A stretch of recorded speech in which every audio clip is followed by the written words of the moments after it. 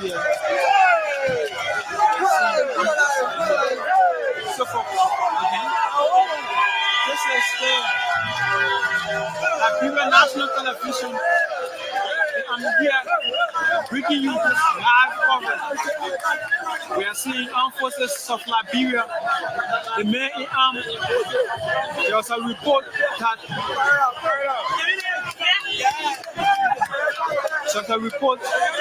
and we will try to have conversation with the men here.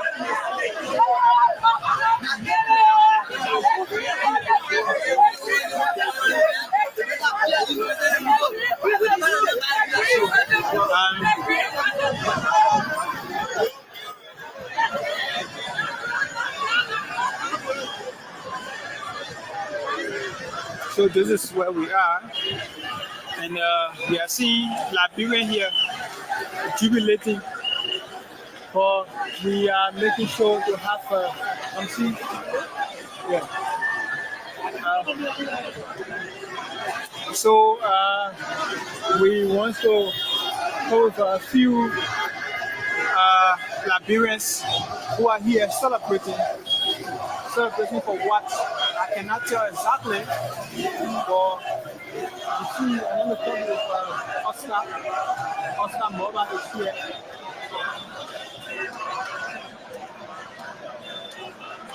Oscar, you got up. What happened? Okay, so we are still here. We are seeing the Liberia National Police, Armed Forces of Liberia also here.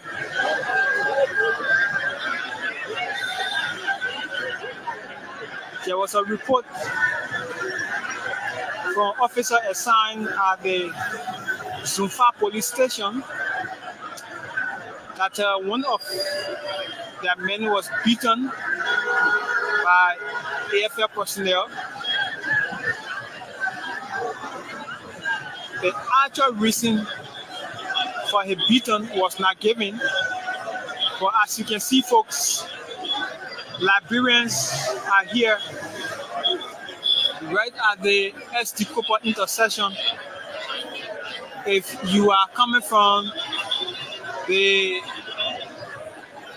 Samuel Kayando Sport Complex, the detour right before the petrol train. Now, if you are coming from the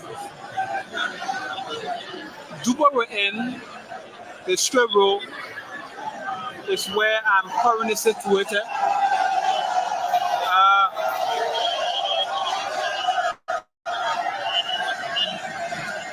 Normally, when you come here, you see police officer,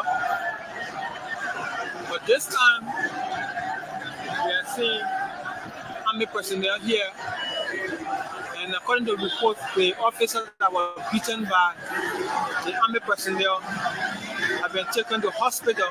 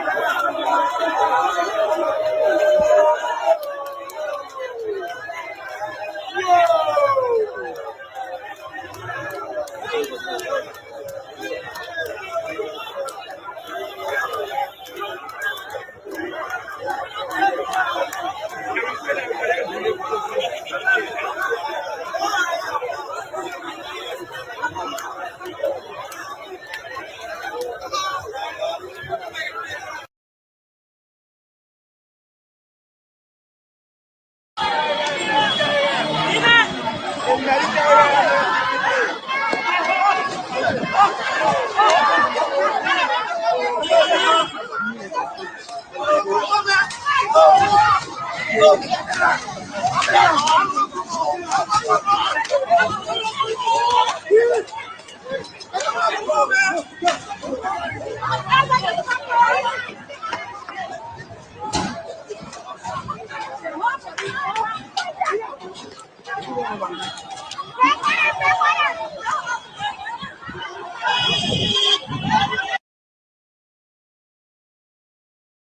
always tell people before someone tells you to do certain thing or do this, get to understand that when you get involved into it, you as an individual and the public will be like looking at you. So you be the last advisor for yourself. There are times people will say, well, man, what about this, do that. And at the end, you that committed a crime or are good about taking certain thing into your hand, the public will like, be looking at you. You'll be on the stage. You'll be on the forefront at most times. So before you get involved into anything, at the end result, you yourself going to bear the pain. Have you got to understand at times?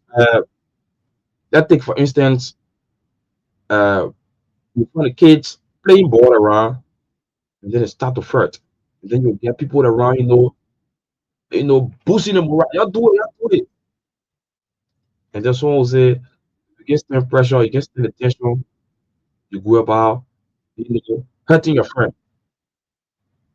When you reach a certain point, you see everybody will back off, and then your very self, you're committing a crime. You be on the forefront. When it's all carry the jail, do not carry the entire field of jail. They'll carry you to jail. So before you do anything, before somebody tell you, say, do this, say at the end, what gonna be the result? Who will care about me if I do this? If I do this, when we reach a certain point, everybody will back off. So you be the last person to advance yourself before it intensifies. Because when you reach to that point, nobody gonna help you. Just like we go to the American people, you'll be like your own lawyer. Start making your case there. Nobody making case for you. Yourself making your case right before the council. Maybe before the start of the interview, you go about filling your phone and so forth, blah blah blah, and then you go there, and at the end, you need a visa. You getting that visa when you go to that embassy. You're very self making your case before the council. Nobody helping you. No lawyer for you. No lawyer for you. Very self making your case. One to one interaction. You'll be there with the counselor or the visa officer. He will ask you, what's the purpose of your trip? Why do you want to go to America? Why you want to be in the country? What position you occupy in your country? Why you want to go for this study? Yourself will have to make your case. So all rules apply everywhere. Before you do anything, always think of yourself. So when you reach a certain point, who will care for me? I'm a very self going to be into it. But when you start, you'll see people telling you, do it. What about doing it? When you reach to that point, yourself will make your case. So there's we are yet again on another edition on a the May week edition of the closing argument here on Truth FM 96.1. My name is Henry Jala is my name. We have the mayor, Ansu Sali, and Torgbean together with our team of panelists will be joining us to get the into some of these issues.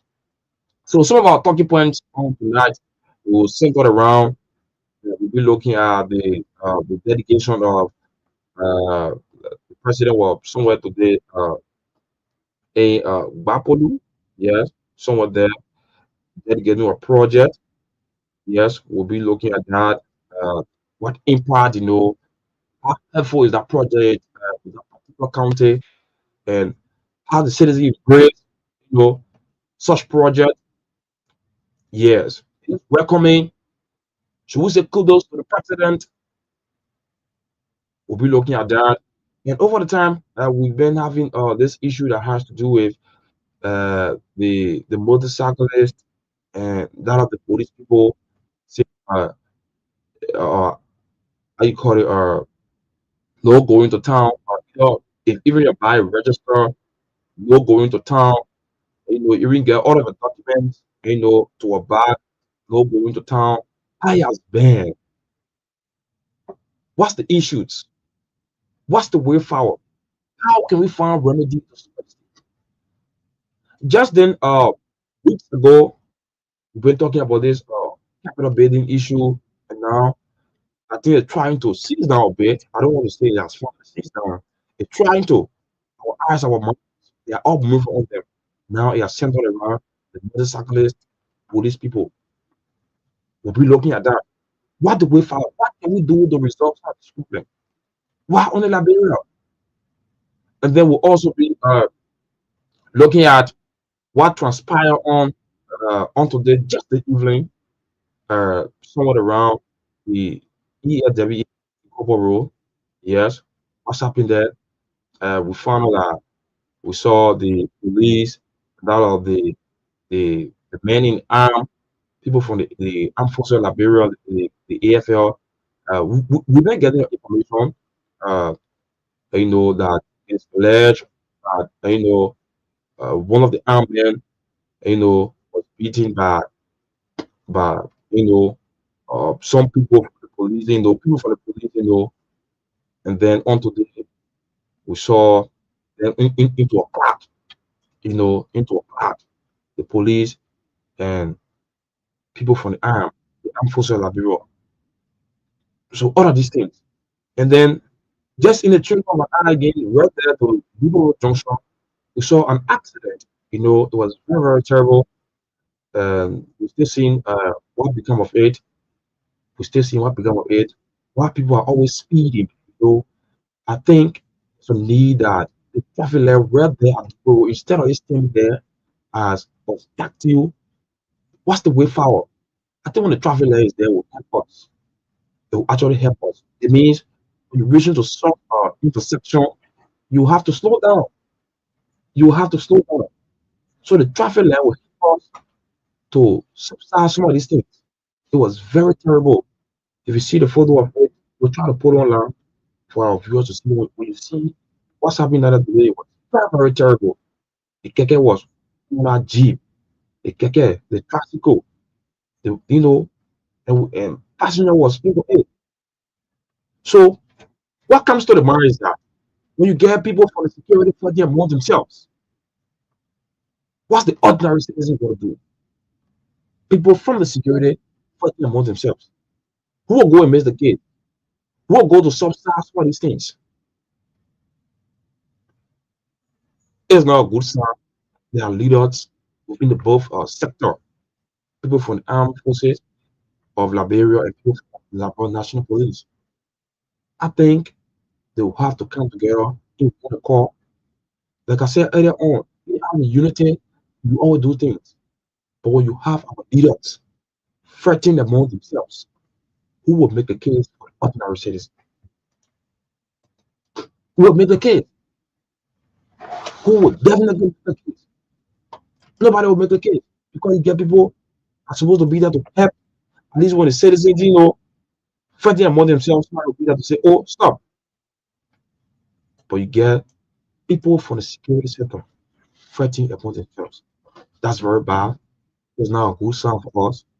It's not actually a good sign. We're already trying to develop this country. We're talking about development every time. Every time we're talking how this country will be developed. Then you get people from the security. It's not a good sign. I think the both leaders have to come together and then to see how best they come together in one accord to harmonize the situation. Just for laboratory, just for this country. So we're already getting a signal from our team. Yes, I'm already seeing them. It's going to be very, very interesting. Very, very interesting. I can show you. There's the argument, the closing argument. This one comes away on the Friday, where we talk the talk and just talk real talk, just for Liberia. My name is Henry Giant, the man answers Salif. Myean, Torgbean, we're all here driving up to the hour. So let me say, welcome to the Saint Tomalin George. He's already in the back, getting the up for him, and then he's going to be introducing the rest of the guys. Chief, greetings to you. Yes, it's good to see you, Henry. How are you doing? How are you doing, Ansu? And also Myean, how you guys are doing? Greetings to you. Okay, Yeah, we have 5 behind time, so we're gonna also Myean. You guys are doing? I hear myself. Yeah, we are doing okay. Okay. We have 5 behind time. Okay, so we're gonna start. We're gonna get guys. Come on. Yeah, we are doing okay. Okay, we have the guests. The guests are already see that, so without wasting time, we're gonna bring them in quick because it's the first segment. So let me bring in our good friend Winfred Russell, and also let me bring in Chief Mike. I need to get the first name there. Chief Mark is there, and also Chief Tomalin also here. And I also see. I don't see nobody. Winfred is Chief Stretches with us too. Yeah, he should be joining us. Chief Parliament said the 3 of them are going to be on. Maybe he just hasn't joined. I don't see his picture. That's why I don't see him. So we'll just. He's. I know he's working on it. Okay. Okay.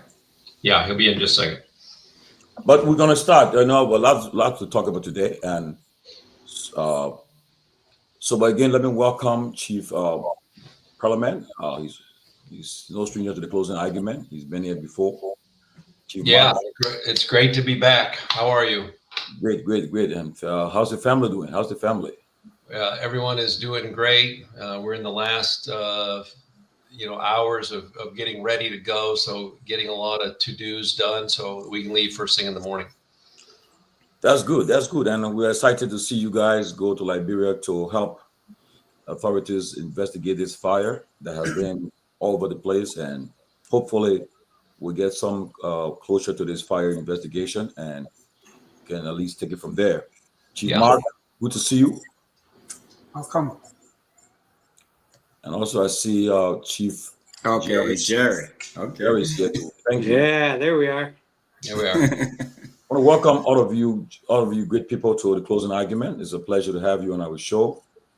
And as Liberia digs deeper into the alleged arson situation on Capitol Hill, the government of Liberia has invited you fire professionals to dig deeper into the fire that engulfed our Capitol building where our national legislature are seated. So the question on Liberians' mind is that the Liberian government came out and said that they were done with the investigation. They came up, the president said it, and the justice minister and the fire chief said it, the director of police. The fire investigation was over. So Liberians have been asking since we put a poster where you guys going to Liberia. They're asking, so what is there to go investigate? Since the government of Liberia have said that the fire investigation is over. So we'd like to start with Chief Parliament. What you guys are going to investigate? Well, first of all, thank you for having us, and we are excited. If you're not aware, both Mark and Jerry have been with me in Liberia several times, so we're excited to be back. I think the simple answer to your question is the power of a third party, us being a kind of disconnected, non-political body that can come in and take a look at the methodology and the processes that were used. We've talked about this before on this show. The technology, the training, and the experience within the Republic is not where we would like it to be. It's not where the president would like it to be. I don't say that as an indictment. It is what it is. We're bringing you 100 years of experience, hundreds of fire investigations, and in particular, the 3 of us have testified in countless number of criminal cases that led to arson convictions. We understand international best practices and the United States National Fire Protection Association standards. And so our goal is to bring you some expertise, kind of look over the shoulder of those who have conducted an investigation, evaluate their methods and their processes, hopefully not create more confusion, but the goal is with our experience to help bring some closure to this issue and validate the conclusions, even if we find that we might not have arrived at them at the same method. Okay, but again, my second question is that this investigation has already got people have been arrested, people have been charged, and there have been a lot of moving pieces into the investigation so far. So the question is, how are you guys going to get involved? Like when you get to Liberia, what's going to happen? Some people already have been arrested. They have accused on lawmakers. And there have been a lot of counter accusations and claims.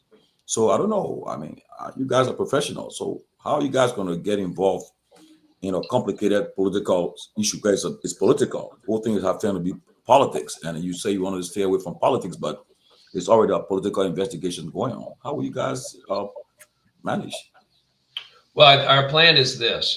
First of all, your system of justice is not exactly the same, but similar to ours here. The fact that someone has been charged and been arrested, they've not had their day in court, and the Republic has not presented its case yet. What we intend to do is we want to evaluate the written reports that already exist. We believe that there are at least several agencies within the Republic who have conducted an investigation. So we want to look at the work that's already been completed to see if it's been thorough, see if there's been any gaps in that analysis. And then we want to look at the scene. There are there's a lot of physical evidence that we're hoping we'll be able to find some indication where the physical evidence matches the statements that have been made.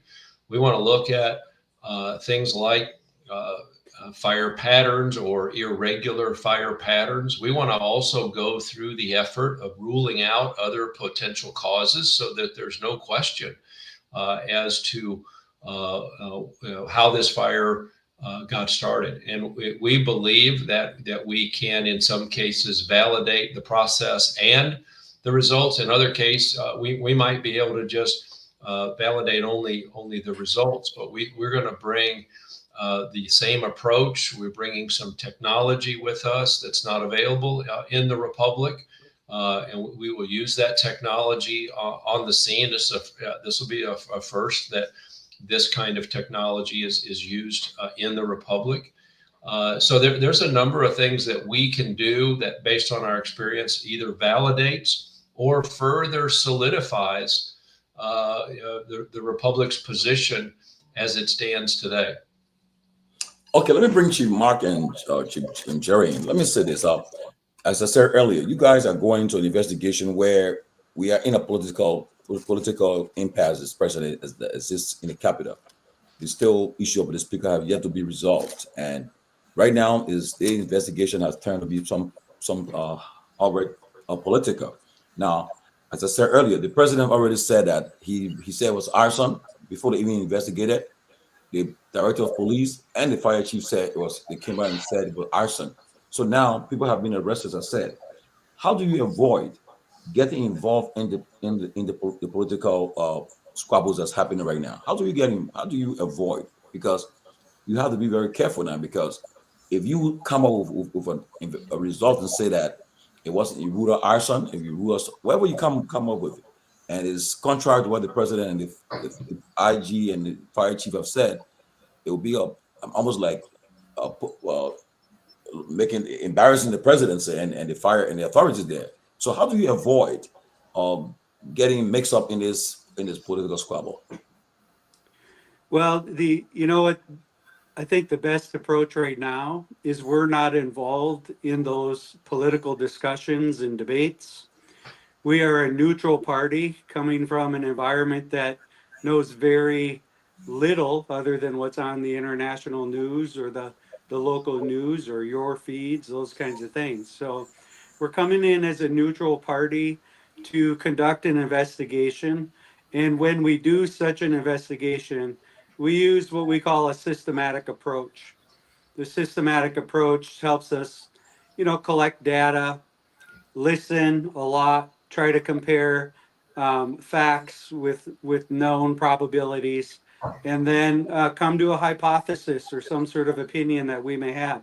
And I can't tell you that that will happen in the amount of time that we're there, because we have to collect a lot of data when we arrive, including hopefully conducting, looking at the reports, maybe even conducting interviews, and looking at the physical evidence. This is a significant fire in the Republic, and I think it's gained a lot of attention.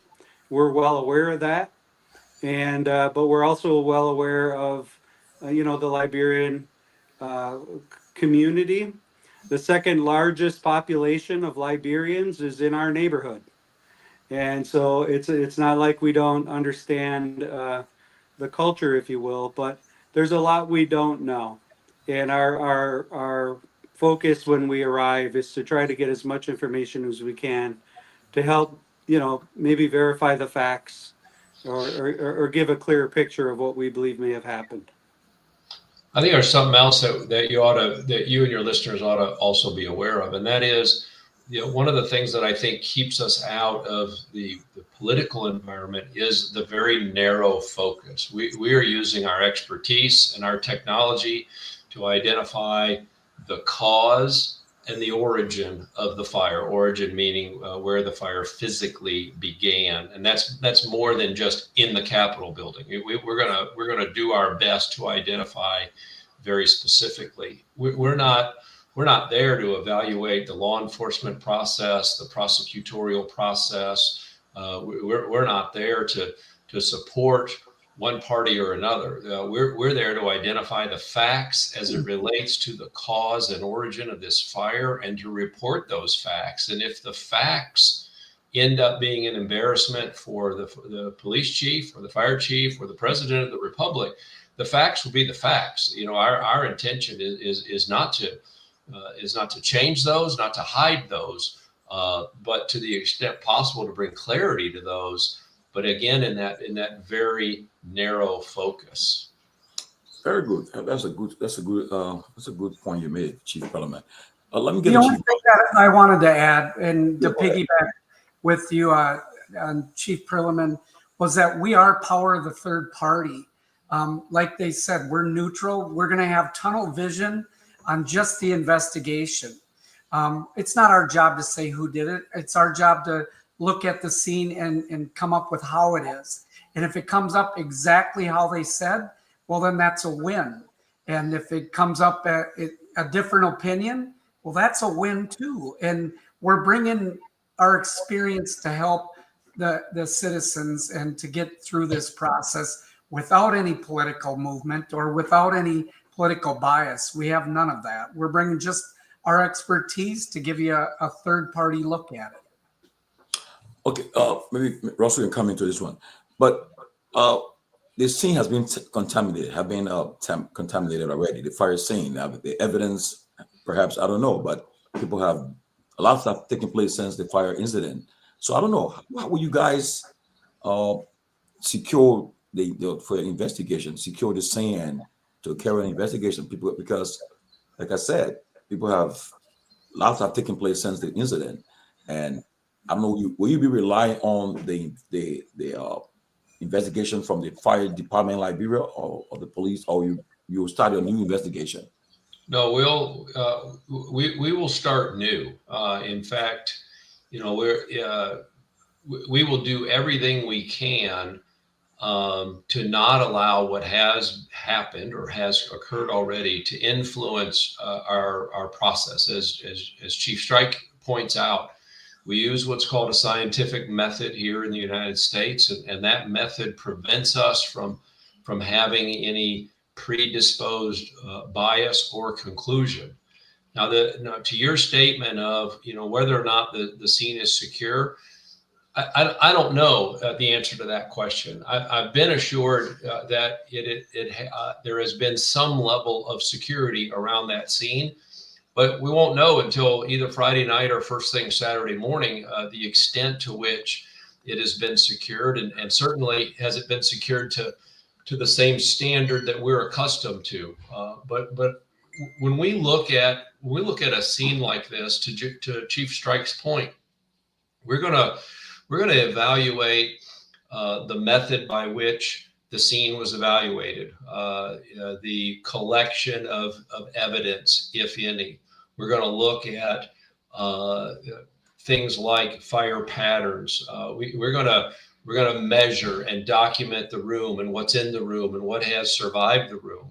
We were going to look at the reports as it relates to all of those persons of interest to evaluate the effectiveness of how well they were interviewed. Did they gather the information necessary in order to do a thorough investigation? That investigation includes having a complete timeline of events, as well as a complete timeline of who went in and who left. Questions that are on our minds are things like, who were the firefighters that were on that first arriving fire engine? What did they do? What did they see? Is that well documented? If not, we'll go document it.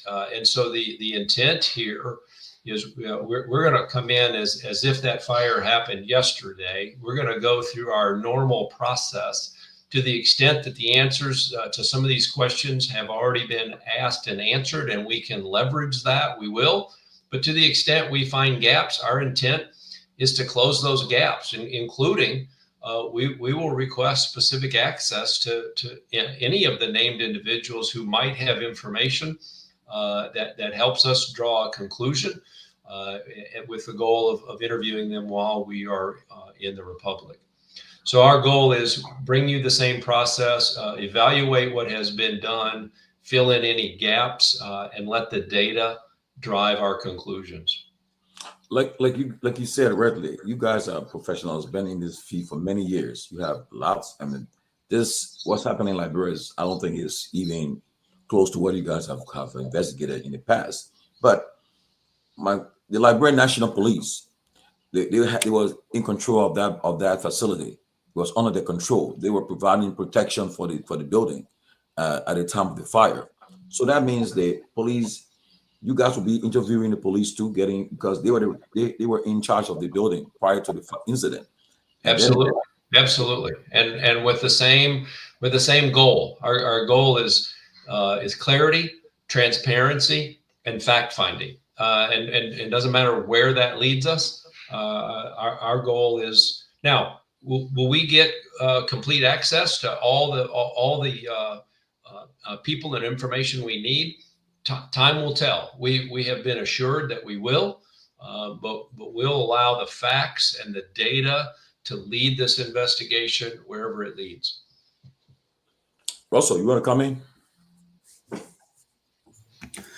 Thank you. And once again, I'd like to say welcome to everyone out there who are watching us by way of various social media platforms and listening to us across the country on the radio. So we appreciate you joining us today. And I'd like to say thanks to our guests, Chief Strike and Parliament and Mark Lind. Is that you pronounce the last name, Lind? Right. Okay. So I was Correct. With Chief Broley earlier today, and he was reading the article because you all on the front pages of all the local dailies. You're on the front page that you'll be in Liberia to help with this investigation. So anyway, so Chief Broley, Police Chief Broley, yes, said, "Oh, I I know Mark. Okay. I was like, okay. Of course, he knows Chief Parliament. But so this is very exciting time. So once again, I'd like to say thanks to you all for taking your time and to volunteer. I must stress that they were volunteering their time and taking off their busy schedule here, all of what they were doing, leaving their families to go there to help support this investigation and support the people of Liberia. So we'd just like to say thanks to you all for your service and for all of what you continue to do.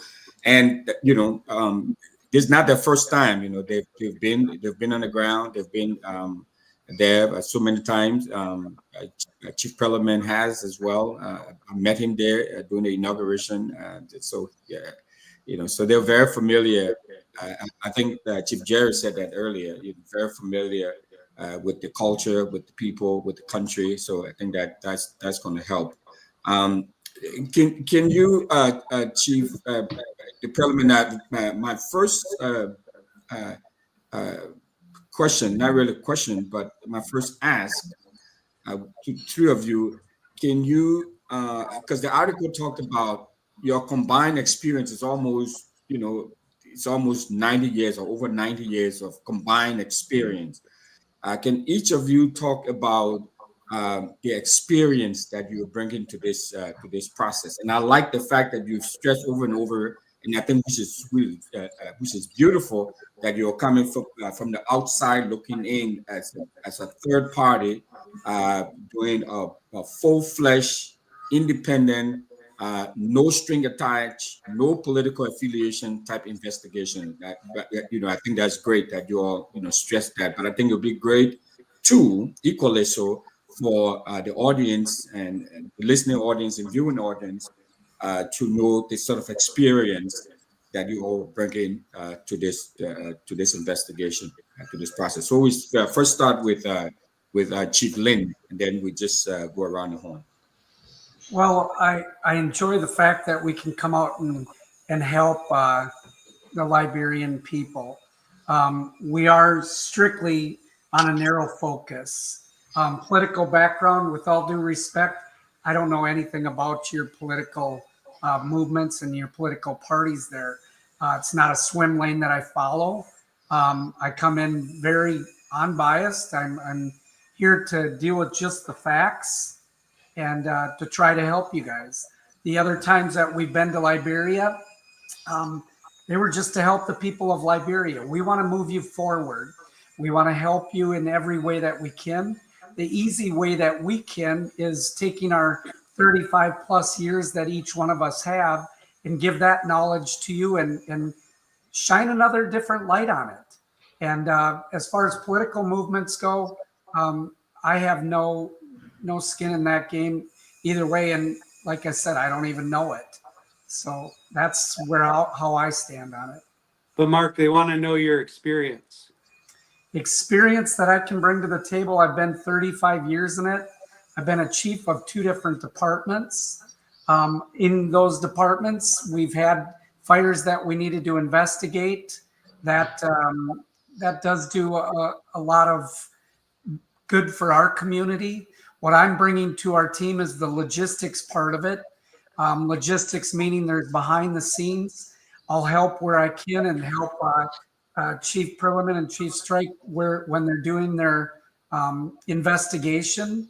We're going to follow Chief Parliament's lead, and running the logistics is what I can best bring to the table, as well as my experience of knowing fire scenes. Mm-hmm. All right, Chief Strike, we go next to you. Sure. My name's Jerry Strike. I live in Minnesota, United States, born and raised here. I graduated from high school and joined the United States Army, where I served as a combat medic and stayed through for over a decade in the Army National Guard. Immediately after getting back, I joined the fire service, where I was a firefighter, moved up the ranks and held every rank that was in our structure over the course of a number of departments to the rank of fire chief. I've been a fire investigator for nearly 3 decades. I've been trained by our Bureau of Criminal Apprehension, our Federal Bureau of Alcohol, Tobacco, Firearms. I was a team leader of an investigation team in Minnesota. I've tried in civil cases and in criminal cases that led to convictions to life in prison without parole. So everything from simple trash can fires to fire fatalities to explosions. And as far as the Liberian background, my first feet on the ground in Liberia was in 2012 when we came to train the National Liberian Fire Service. We brought a fire engine, 400 sets of turnout gear, ambulance, and all kinds of stuff. And I think we spent 13 days on our first deployment. But Mark and I have also worked in Kenya, Africa, where we've done very similar things in Kenya. So we enjoy working with the African community and the Liberians.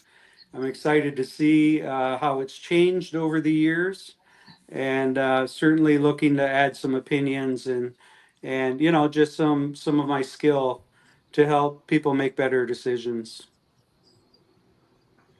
Thank you, Chief. And we all know, everybody knows about Chief Perelman, but Chief Perelman, maybe you can just highlight the investigative experience you're going to be bringing to this process. Yeah, absolutely. I got into the fire service in 1978, so that's 47 years ago. I've served as chief of department in 3 different organizations. I actually have a bachelor's degree in fire administration with a fire investigation major, and similar to Chief Strike, have investigated dozens of cases, several of them that went to trial for arson, and 100% success rate in terms of my investigations, and my testimony resulted in arson convictions. This is an area of specialization that's probably been my favorite in the fire service. When you think of all the various disciplines, technical rescue and medical and all the other things that we do here in the United States, without a doubt, my heart has been in fire investigations. So the opportunity to come over and add some clarity to the process is pretty exciting for me. I love this aspect. I love being able to walk into a scene that looks like the interior of your capital today and begin to make some sense out of it. And I'm bringing some of the sharpest minds with me to help do that. Thank you, and Dr. Peabody, I'd like to say welcome to this program. We're discussing fire investigation. The 3 gentlemen that we have with us on the show today, all former fire chiefs, will be traveling to Liberia. We'll be on the ground on Friday. They'll be helping to aid the Liberia National Fire Service and the Liberia National Police in investigating the Capitol fire. So I'd like to say thanks for joining the conversation too as well. My last question, Chief, would be, now you talked about taking in some technology and some equipment and all of that. What type of equipment are you taking, and what are you going to do with the equipment? How would the equipment that you are taking aid in your or assist in your investigation and to come up with some sort of conclusive understanding as to how the fire got started, or any sort of conclusive evidence that you come up with? How would that help, and what sort of equipment is it? Well, first of all, we're not certain that it'll help. One of the disadvantages, and when I spoke with the Inspector General, I shared with him, we're certainly disadvantaged by the amount of time that has gone by. If in fact this was, as reported, a fire that was started with an accelerant, the physical evidence, specifically any remaining accelerants, are highly unlikely. However, We are bringing the same technology that we would use on a scene like this, and our intent on taking a number of readings throughout the fire scene, amongst various material that's still in that space. We'll also have some technology that allows us to capture some images in a way that we would capture them here. We gather that information, again, not without any bias or preconceived notions of whether it will or will not assist. We allow the technology to be used as a way to gather data and then allow the data to inform where that investigation goes. It may very well be that the highest value of bringing the technology is we're able to confirm that there's no longer flammable liquids in the building. That would be an important piece to know prior to any attempt to refurbish or to try to put the building back in its original order. So that's some of the technology that we're bringing and how it might be of use to us. But just like here, we apply a lot of technology to these scenes. Sometimes they're very helpful and other times they're not. Okay. The other thing to mention is right now we don't know what we don't know. So until we get there and start collecting information and evaluating the scene, you know, we change on the fly, right? We have to, what we think we may be doing today we may not be doing it. We may have to do something different. So we have to get on the ground and get information and start speaking to people, sort of look at the scope of the investigation and best find where we can add value to it. It's right for the country. It's right for those who may be suspected of it. It's right for everybody. Okay, before Dr. Peabody comes in, let me ask. Librarians have accent. We are getting. We're going to go to the lines for a few calls. But already we are getting messages. They are asking that they want to find out who is putting the bills for this investigation. Who is taking care of everything, the travel, the accommodations, and everything. Who is underwriting the cost of it? They want to know that. My point of contact has been the Inspector General, and so that's been the point of contact, and that is who has retained us for the purpose of assisting in this investigation. But are you aware that the Inspector General has also been accused of being part of this fire by the, as I said earlier, it's a political situation, but it's a fire. He has been accused by one of the some lawmakers have accused him of being part of this fire. So how will you address it with him? Let's make something very clear. You know, this is not our first trip or relationship with Liberia. We've had a relationship with Liberia since 2012, probably longer, maybe, than any other international partner that you've had. And our integrity has never been questioned, nor would we do anything that puts our reputation at risk. As Chief Strike and Chief Lynn mentioned, this is not the only country that we do work in. It makes no difference to me or to either of these two chief officers who paid for our airfare.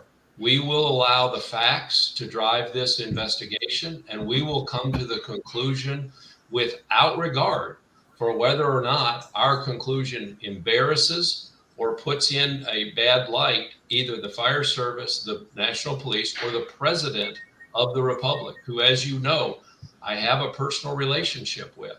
I will tell you that there have been public statements that have been made regarding this fire that have been captured in news agencies that were not accurate. And I have already declared to the Inspector General that we won't support those statements, that there are certain things that were said that are not accurate, and we will not repeat only for the sake of repeating things just because we were hired to come in and look in. We accepted this invitation only because it was very clear that our work will live up to the standards by which we profess to protect and without regard to how it impacts individuals or political parties. Thank you. Peabody, you can come in. Thank you, Chief Philomen and Sue. And Dr. Peabody, before you come in very quickly, I just want to say that I was there. I was present when Chief Parliament did say to Chief Coleman. I mean, exactly what he just said.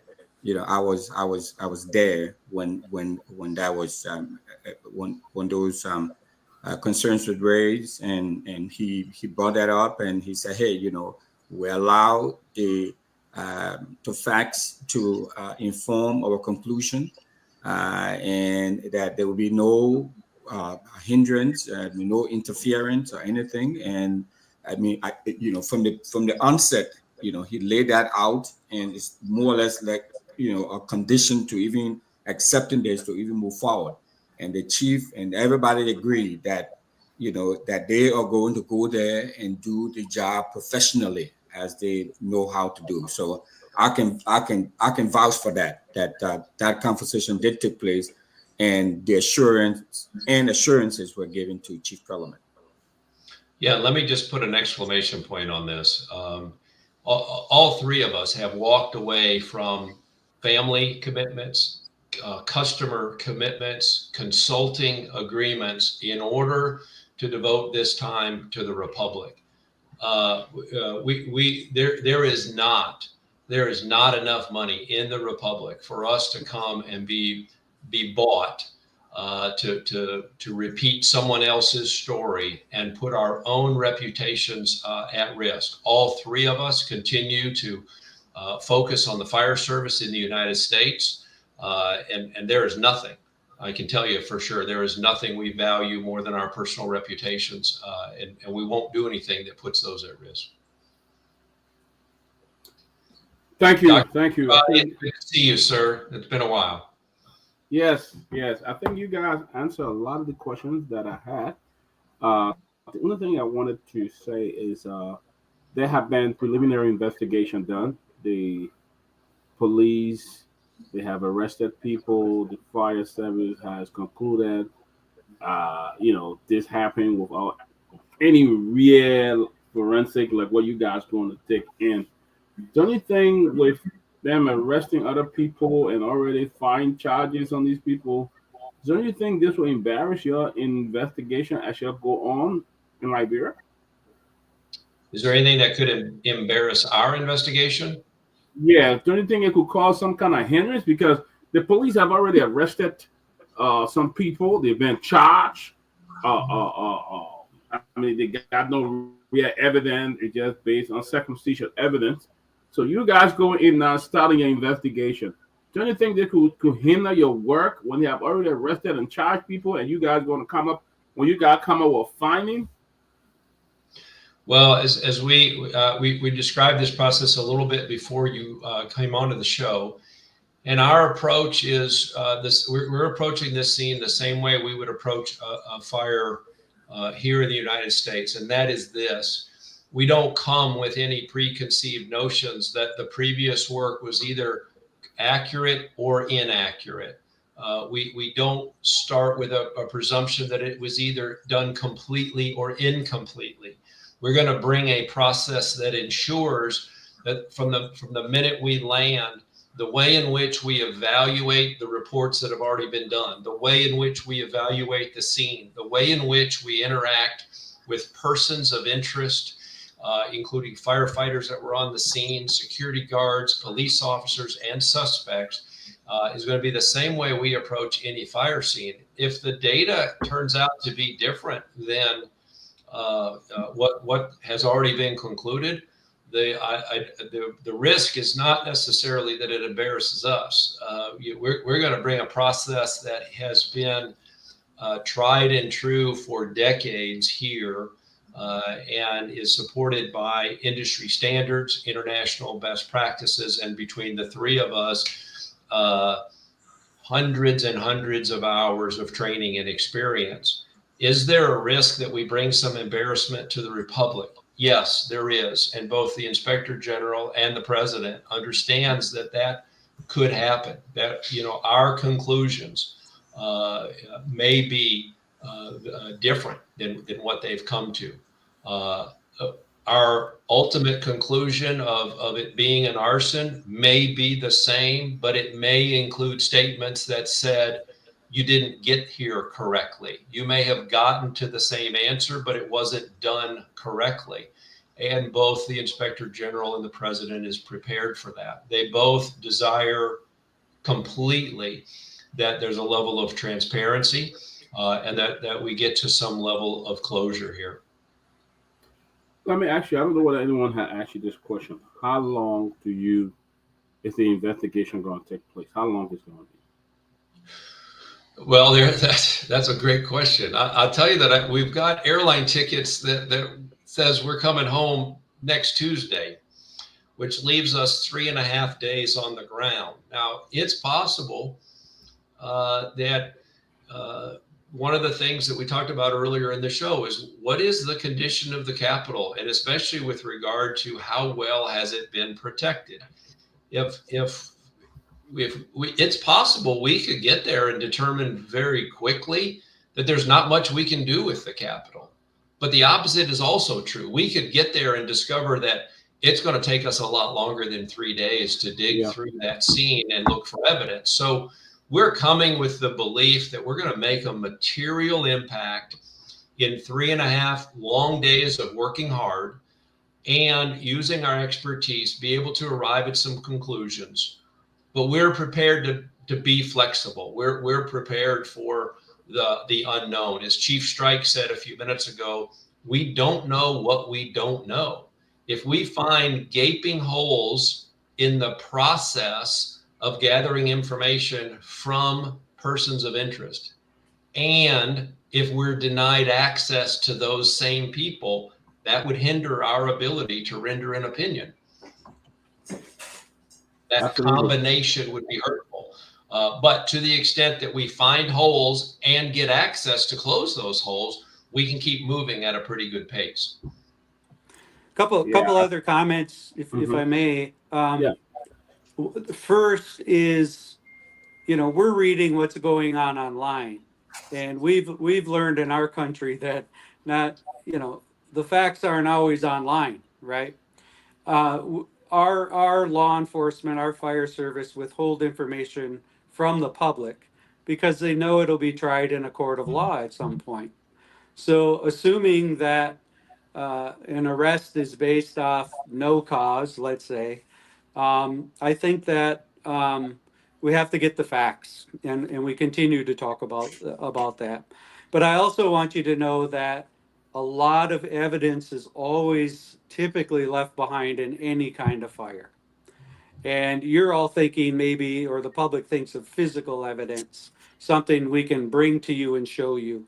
But we find other kinds of evidence when we're digging fire scenes that, you know, that can lead us to maybe where the origination of the fire actually did begin.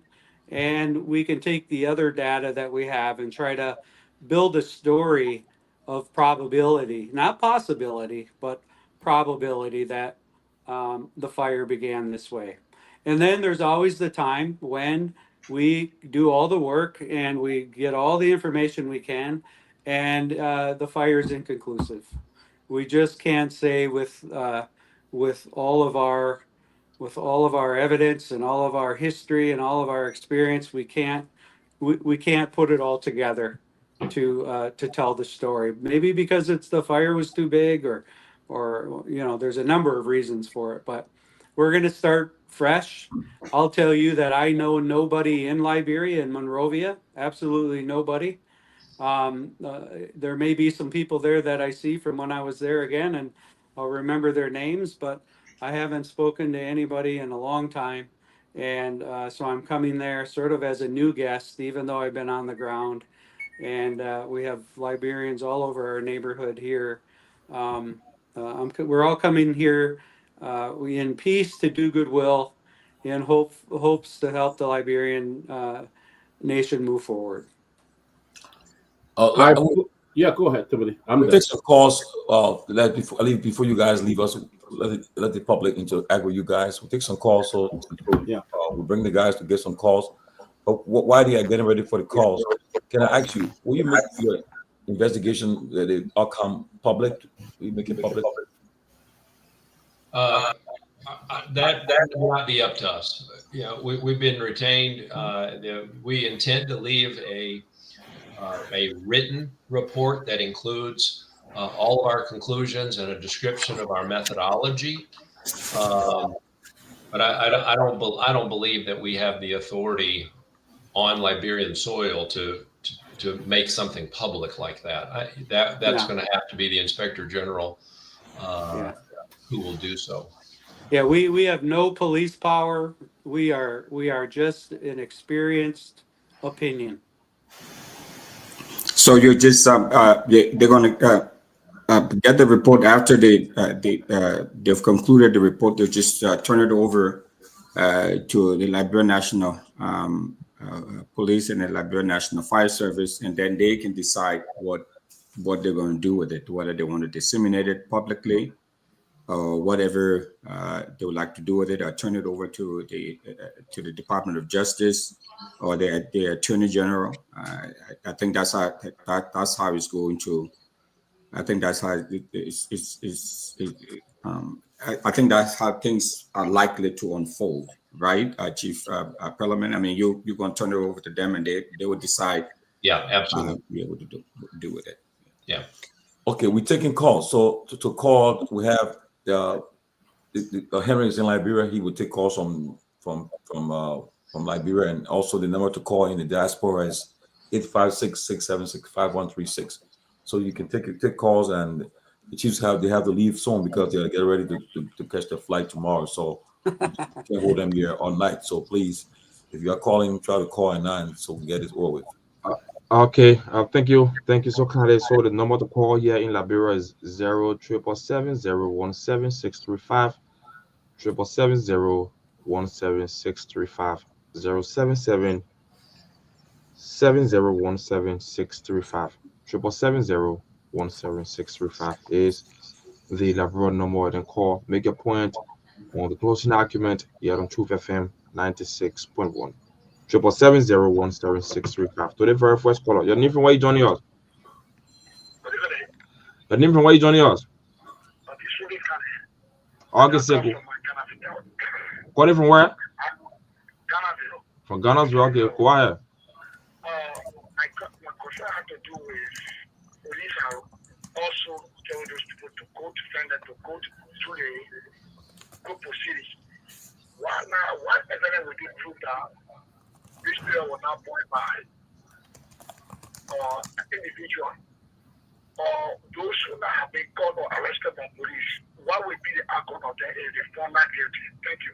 Okay, what will be the outcome of the found that they are not guilty? 777017635, 0777017. I'll call a line. Go ahead, caller. Okay, go ahead. What you doing with the more calls on the side? Yeah, go ahead, caller. Good evening. My name is Michael Gilman, and I'd like to thank the three gentlemen there, the three fire chiefs or former fire chiefs. I'd like to thank them for their time on here tonight and their service as well. They've demonstrated that they are going to bring professionalism to the investigation. But the last statement made that their report will not be made to the public, but rather either to the president, to the fire chief in Liberia, or the justice minister. I find it somewhat troubling because remember when we had the $16 billion episode, that report, that investigation was done by an American firm, and the report was presented to the Liberian people as well as to the government of Liberia at the same time it was made public. This fire incident is one that have brought a whole lot of tension and division in the country. If we have an independent body to investigate the fire, their findings should be made public to the Liberian people. I understood you said they don't have the police power and all of that, but I think they should press on the government, the president or whoever invited them, that their findings will be as independent as they are by making it public to the Liberian people and not just to an individual who have already done their own investigation and have already charged people, and people are being prosecuted. They now wait to have independent investigators. So since these people are going here as independent investigators, I think they should demand that their findings should be made public to the Liberian people and our international partners. Thank you. Yeah, let me comment on that. I agree completely. One thing I know is, we do know the Liberian culture. We do know that the challenges include transparency, and what we tried to declare earlier is we don't have the independent authority to make that decision, but you have my assurance that we will, at all levels of government, press hard to have our report released publicly. Thank you, Chief. Take your calls. Keep your calls coming in. So we are still taking calls. We have the Chiefs here for the next 15, 20 minutes. So please call. As I told you, they're leaving for Liberia tomorrow, on Thursday. So no, yeah, they leave tomorrow. So they're leaving tomorrow. So they'll be in Liberia by Friday. So they have to go get ready and to get on to catch the flight. So please call and let them and interact with them. Okay, Now, so the number again, 777-017. Do you have a call coming in? Yeah, I had a call, but then it canceled. So 777-017-635. Now, gentlemen, let me ask you, how is it done here? Just out of curiosity. So, Robert Mueller was tasked with an investigation. So he goes out, and he's, I know it's everything is not lining up. It's not apples and oranges. I mean, it's a whole different situation. Yeah. But so Robert Mueller was given a mandate to go out there and do an investigation. So after his investigation, does that mandate also call for him to release his results or his findings publicly, or turn it over to the Attorney General? And the attorney general then released that publicly. I mean, how is it done here? I'm just curious. I mean, Well, the biggest difference has to do with there's specific legislation that Robert Mueller was appointed under, and that legislation accounted for the releasing of that data. In the absence of that, and none of us, of course, practice law in the Republic of Liberia. I'm just being very careful not to overstep my boundaries, but I understand the argument and I understand the need, and right down to the investment. I believe that the Liberian people ought to know exactly what was paid, exactly what expenses were covered. They ought to know our process and our conclusions, and so I will work to make that. I know you will. Yeah. You don't have to. Yes, yeah, I know you would. I mean, I'm just curious. Yeah. We're still taking calls. So if you guys can call, the number on the screen is to call in the diaspora. And Herman, can you put the number for Liberia up too so people can see it?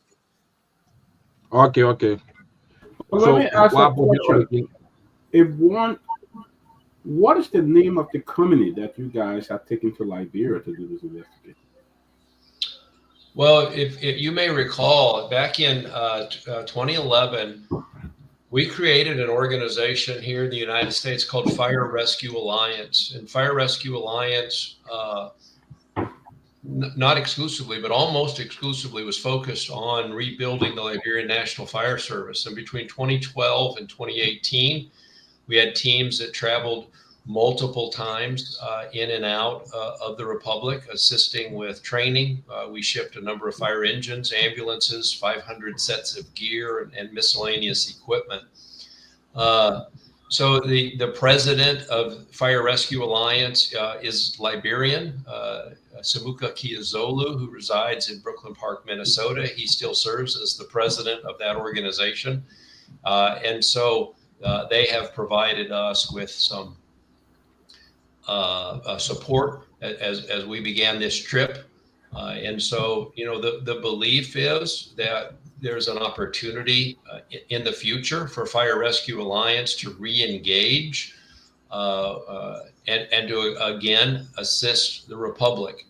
I will tell you, though, that that's not part of this engagement, and with a limited number of days on the ground, we won't make much progress. But certainly when you look at fire protection systems in these government buildings and other buildings that are high value assets, when you look at equipment and training and ongoing needs, there's certainly an opportunity to significantly improve the Liberia National Fire Service. And you know, part of our interest in being here this week with you is to represent Mr. Kehleboe and to let you know that he has an interest in having discussions about what that future might look like. And I'm also very familiar with the Fire Rescue Alliance and the work that is done in Liberia over the years in training Liberia National Fire Service, providing equipment. You know, so they have a long track record of working in Liberia.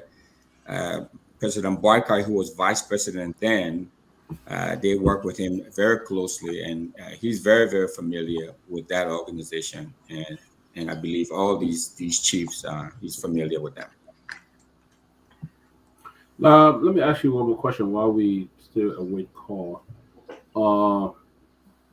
You said, how much time do you think you need? Because you talk about coming back next week Tuesday. How can you do a real investigation in a short period of time?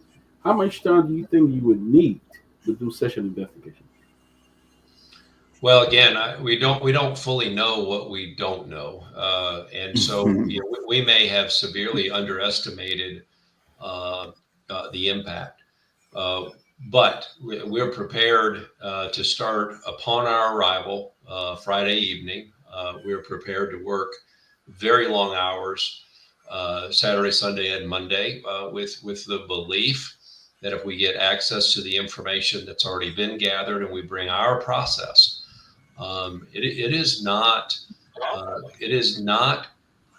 common for fire investigation to take an extended period of time here in the United States.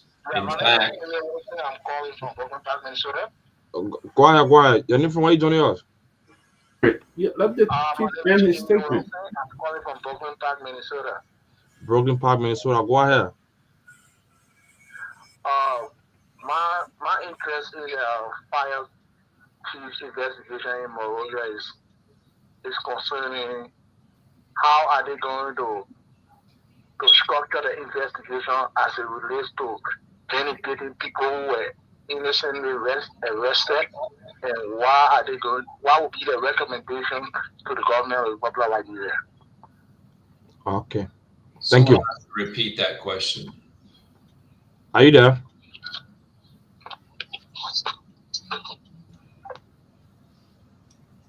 Did he hang up? Yeah. He went off. Yeah, I think what I understood him to have said, Chief Parliament, is that there were some persons of interest who were arrested and investigated. And what would be your recommendation to the government about those individuals, folks who may have been caught up in some sort of dragnet after the fire? The police have been going around and investigating, and identify a number of people of interest or persons of interest. And so he was just curious as to what would be your recommendation to government as far as what happens to those people? So in our very narrow lane of operation, what we're going to look at is the process by which information, the data that was collected from persons of interest.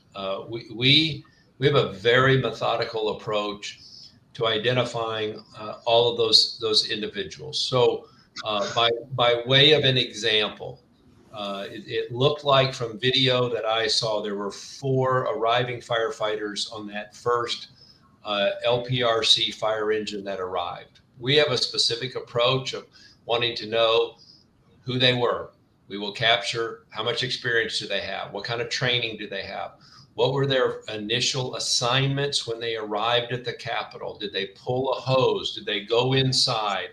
Who did they talk to on the radio? What did they see? The only ability in using that as an example across all the people that were people of interest was it a thoroughly conducted process of gathering the data that you ultimately relied on? I'm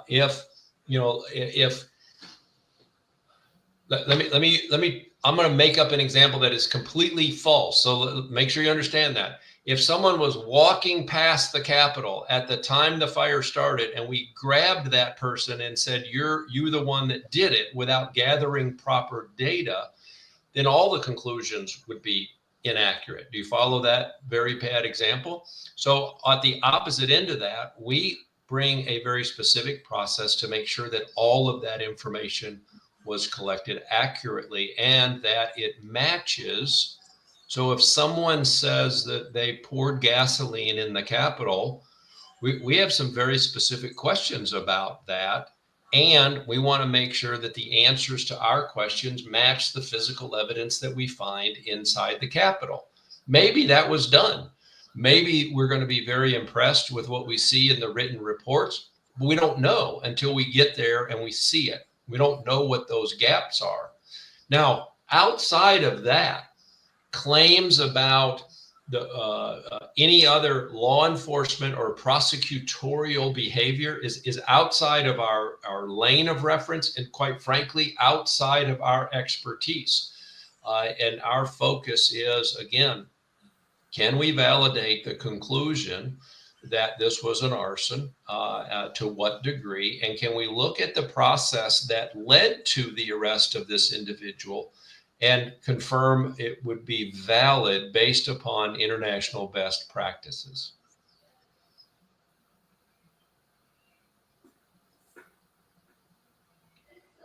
Okay. Let me ask my. I have a caller quick. Go ahead. Go ahead, caller. Ask the question. Tomalin, thank you. And I want to thank the fire experts. But my concern has to do with the system that they are going to go work on and the system that they work on here. For example, when something like that happens, the place will be secure, not for evidence to be tampered with. Nothing like that happened in Liberia. The very day of the fire, right after the fire subsided, the president went there and spoke there and accused people. People have been arrested and tortured to come out with other people's names and stuff like that. And it has been over a month. Do they think that evidence that is supposed to help them with the investigation has not been destroyed or tampered with? We believe that with a better process and a better methodology, we can validate whether or not some of those statements and some of those actions were warranted. We believe that there's still physical evidence that exists that can help us piece together a more complete and at least validate some of those statements. Now, whether they had that information correct and accurate the day of the fire, that's we're not going to go back and judge that. What we're going to look to see is does the evidence, the statements made, the actions of all the actors that played a role in this fire, does it match the conclusion that this was in fact the way it's been described in the media? Another call on the line. Go ahead, caller. This is Samuel Mowell from Minnesota, Brooklyn Park. Yeah, go ahead. I understand that this organization was in Liberia and conducted a lot of training prior to such a bad incident. And I'm wondering whether this kind of training was passed on to the present people that are around there who may have been the first encounter to the fire. And if they were not there, what would be the goal they thought about these organizations for ongoing training so that we don't have such a bad experience? Well, first of all, we don't know who is in the Liberia National Fire Service that was here when we last trained. Following the election in 2018, our organization was not invited back. And so there was a 6-year period where we were not invited back to participate in any training. So I don't know the answer to your question.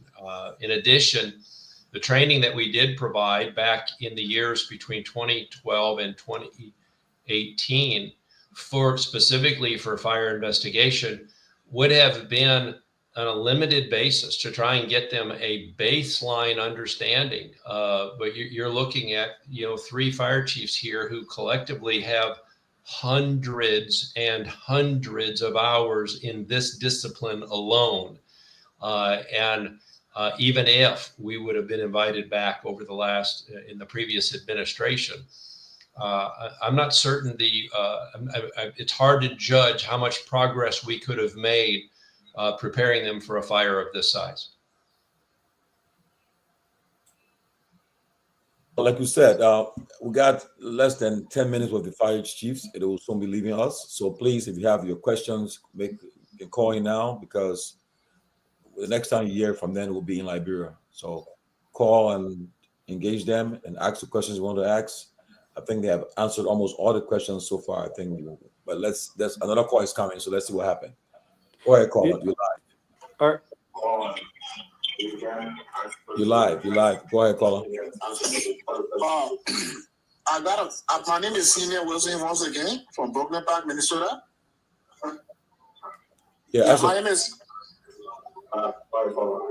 is Senior Wilson once again.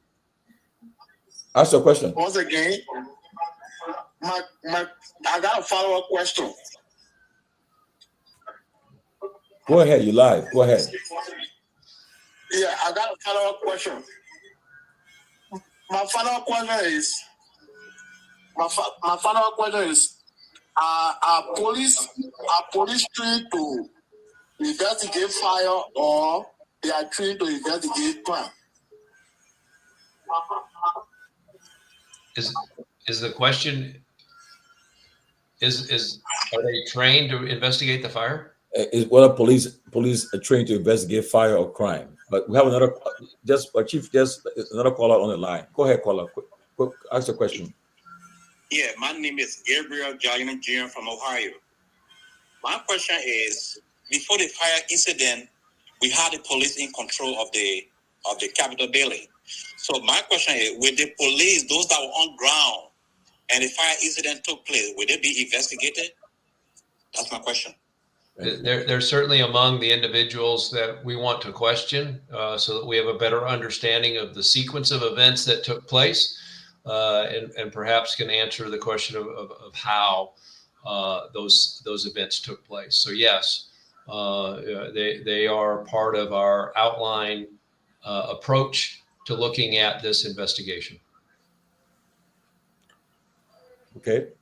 As I said, we got less than 5 minutes with the chiefs. If you guys will have questions to call in, I will be asking them to give their parting comments and wishing them safe journey and best wishes as they go to help our country navigate this major fire that engulfed our nation's capital, the seat of our lawmakers. So if we cannot get calls coming in, we'll turn the floor over to Mr. Russell and Peabody to give the last comments before the fire chiefs give their closing comments. Thank you, and thanks to all the callers. I think this is a very unique opportunity for us as a nation to have these fine gentlemen step forward to support us to provide service to our nation. They have been working since 2012 to train the Liberia National Fire Service. I have full confidence in their level of professionalism and what they're going to bring to this investigation. So just want to say thanks again. I know a lot of folks have questions, a lot of folks have concerns, and understandably so, based on the way things have been going on in the country. But you can be assured that these three Minnesota-based former fire chiefs would do their due diligence and unearth and do a complete thorough investigation. So I have no doubt. I mean, they're doing us a favor. I don't think the Republic has enough resources to compensate them for their time to go there to do this investigation. So I would just like to say thanks to our three of them and wish them well. And let the facts inform and lead the investigation, and I know that's exactly what's going to happen. And we have a female that just joined us, so one of the female panelists. So do you have anything for our fire chiefs, because they're about to leave, about to give us their closing comments and then head out?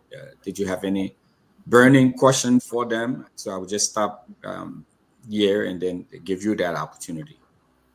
First of all, I want to say thank you so much to all of you on here, and thank you for having me. Thank you to our fire people for lending the helping hand our country really, really need. I just want to say thank you for everything, for your service.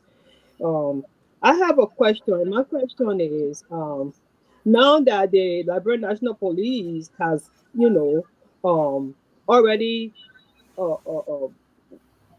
they already have people in jail, and they have already gone ahead and tampered with most of the things around the crime scene. Is there going to be a difficult job for them to come up with anything, to let the Liberian people know, to see what was the actual cause of the fire? Is that going to be something challenging for you guys, now that the crime scene has been tampered with, in my opinion? Yeah, we covered this a little while ago. I think there will be some challenges, but I believe that the process that we're bringing will allow us to identify gaps in the previous investigative work. It will allow us to close some of those gaps, and we're all hopeful that our effort will help bring both clarity and some closure, eliminate some doubt. And so that's what's motivating us to get on an airplane tomorrow morning and start the journey to Liberia. Okay, thank you so much. Sorry, I wasn't following the show, so I didn't know that you guys are covering it, but I think that's helpful. Thank you. Thank you. I have can I make a comment as well? Yeah, go ahead. In the state that we're all from, a fire investigation is required by law to occur on any fire that has a loss of $100. That's almost every fire is required to have an investigation to determine how it began. And the purpose of that law is to collect that information so that we can share it with the community, so it either we can change our practices, or we can change the utility use of our appliances, or we can remanufacture something, or we can hold people accountable, because setting a fire just violates our laws here. Okay. So because of that investigation requirement, we've been on thousands of scenes and have had to investigate, but we also know what questions to ask and what to look for. Right. Because over the years, we have seen countless times of people asking questions, but were they the right questions? Right. And that's where we're going to approach this. And Okay. we may ask the same question that another person has asked, but that's just going to check a little box for us. But we Okay. may ask questions that no one ever considered asking. Okay. I just wanted to make a comment. I mean, you can respond to it or not, but I just and I also already know that you guys already know how toxic our country is, and also the political divide and all of that. And since this fire thing has taken place, there has been a lot of pointing fingers without even any investigation at all. So I trust that you guys going to do your best, regardless of which area, wherever the fire came from, or who supported it, whatever it is. We as Liberians just want to know honestly what caused the fire, or if someone was involved or something like that. So I trust that you guys are going to do a good job on that. And lastly, somebody just want to ask the last question before you guys leave. Go ahead, caller. Please be quick. Yeah, thank you. Thanks for taking me in again. This is Gilman, Michael Gilman. Let me say thanks to the chiefs again. My question has to do with people that have been charged, that are languishing behind bars. They claimed in audios that we've heard that they were tortured by the National Security Agency and the Liberia National Police. They were tortured to make confessions. That has been reported widely in the local dailies and all of that. Will you three gentlemen be talking to those guys that are held behind bars who claim they were tortured to ascertain the validity behind their claims? And also, will you talk to some lawmakers, some representatives who ordered the removal of the chairs, the speaker and deputy speaker chairs? Quote, I ordered the removal of the chairs so that nobody would destroy them, end of quote. Will you be talking to such lawmaker who did that? And he said, quote, I cried because the fire, the destruction was massive. We least expected it, end of quote. Will those statements interest you to talk to such persons? Thank you. Thank you. Some of those statements will be covered. We are not conducting an investigation of police or law enforcement practices. We don't have that expertise. We've heard loud and clear. We've read the news. We will look at the statements that were made and see if they match the physical evidence that we find at the scene. And what I'll offer is this: our investigation is going to lead where our investigation leads. If our conclusions embarrass the Inspector General, I'm sorry. If they embarrass the Director of the National Fire Service, I'm sorry. If they embarrass the President of the Republic of Liberia, who your viewers know I have a personal relationship with, then I'm sorry. But we're not going to allow the facts to be recast. It makes no sense to me. If you just think through this for a minute with me. Why would the Republic invest $1 in having any expert come in from the outside if their intent was to cover something up or to not have it be transparent? There's no sense in that. And as I explained earlier on the show, these three fire chiefs are not for sale. You cannot buy our virtue, and we will allow the facts to lead us where the facts may go. The Inspector General, as Russell testified earlier on the show, has heard directly from me that if the facts require us to say this case was mishandled, that's what we intend to do. And so what I want to do is, especially I want to respect Mark and Jerry's time. We've got a lot of work to do before 7 a.m. to start thinking about moving towards an airport. We're excited to be there. We're excited about the work that lays before us, even with the challenges that we might face. We're prepared to work harder then we will outwork anyone on trying to get to the answers to your questions. And we will produce a comprehensive report when we're done advocating with both the president and the inspector general that our report in total become a matter of public record. So I want to thank you, George and Russell Winfred, for your time and for inviting us on here. We look forward to being on Liberian soil.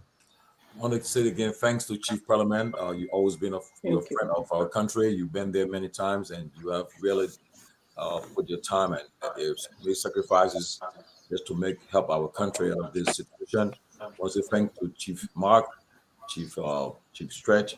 Thank you guys so much. Wish you and your family the best wishes, and want to have you guys have a safe journey, safe trip to Liberia. Enjoy the Liberian food, the cassava leaf, the pampa. Enjoy it.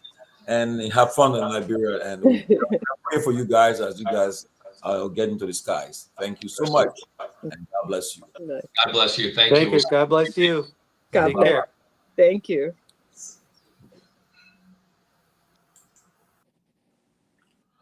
Hey, Russell, man, so thanks again for all you do. You know, again, as I said, it's not an easy thing, and like one thing that you said. The reputation on the line, despite the government asking them to go do this investigation, independent investigation, and I trust them. I don't think they will such a thing like the chief said. Why would I want to put our? But I mean, they don't have money to pay them, first of all. So why would they want to do such a thing? So, but again, we are rooting for them, and Liberians are praying so that this investigation will come out transparent, and wherever this falls, we'll take it from there. Because like Gilman, I think Sarah said earlier, there have been accusations and back and forth. So we are all watching, we're monitoring this investigation. We pray that we get the best of it, and so that we can bring a closure to this incident. And those who are involved should be held accountable. And again, I know the president. I mean, I don't know why he shouldn't have said come up and said action right away, because everybody be watching this investigation very carefully. And like nowadays, Liberians' eyes, everything open. Everybody watching. I can tell you, they are going in a country where at the time where the political stuff is hot, everybody's now, it's tension. Every day some noise on Liberia, and the last thing they want to do is to go and now mess things get messed up. But I trust them. I trust you. You are pretty tough there, Tomalin. You are getting some hard hitting questions. You know, wanted to make sure that we make sure this thing come up, and we are looking forward to it. We have. How long are they going there for? How long are they going to be there for? I'm sorry, I wasn't following. For about 3 days, under 5 days. Really? Can they do that job in under 5 days? Well, that's what they said, that that they hope that they're done, or they're not underestimating what would be required to do the work that they need to do. Right. But at least, but they were not, but they are not objecting. Returning if the need requires. Right. If they can. Yeah. Okay. Yeah. So that, this is what they figure based on the preliminary conversation that they had with the police and the fire folks, that it would probably take them between about at least about 5 days, travel time and all of that to go and do this. So because they told them that the crime scene has been secured, they have some evidence that they have also secured. I mean, they have some witnesses, some persons of interest. I don't know if those are the folks who people are claiming they were in jail. So they'll have access to all those folks. So if they were thinking to themselves, like, if all these things have been done, we're just going in, and I mean, they're taking some equipment to do some analysis and all of that. So was it the initiative of the Liberian government, or is private?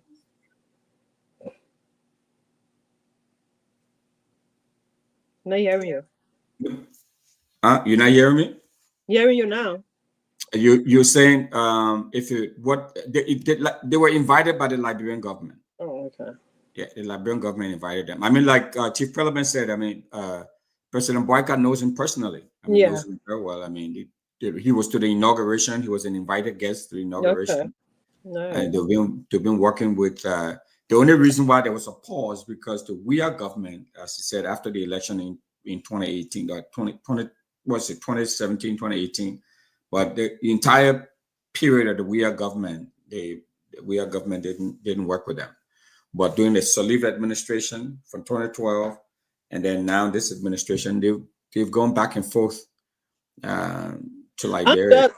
I'm just wondering why they didn't do that from the beginning instead of going through all of what they went through only to invite them at this time. You know. Well, yeah, that is.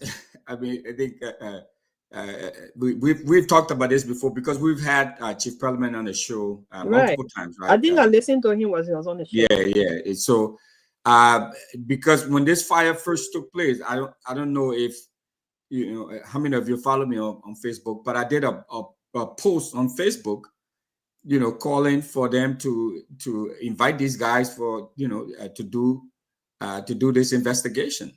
Exactly. And according to what Chief Parliament told me, there were initial contacts made from the government side, from the Ministry of State for Presidential Affairs, but somewhere there, to them, but there was no follow-up.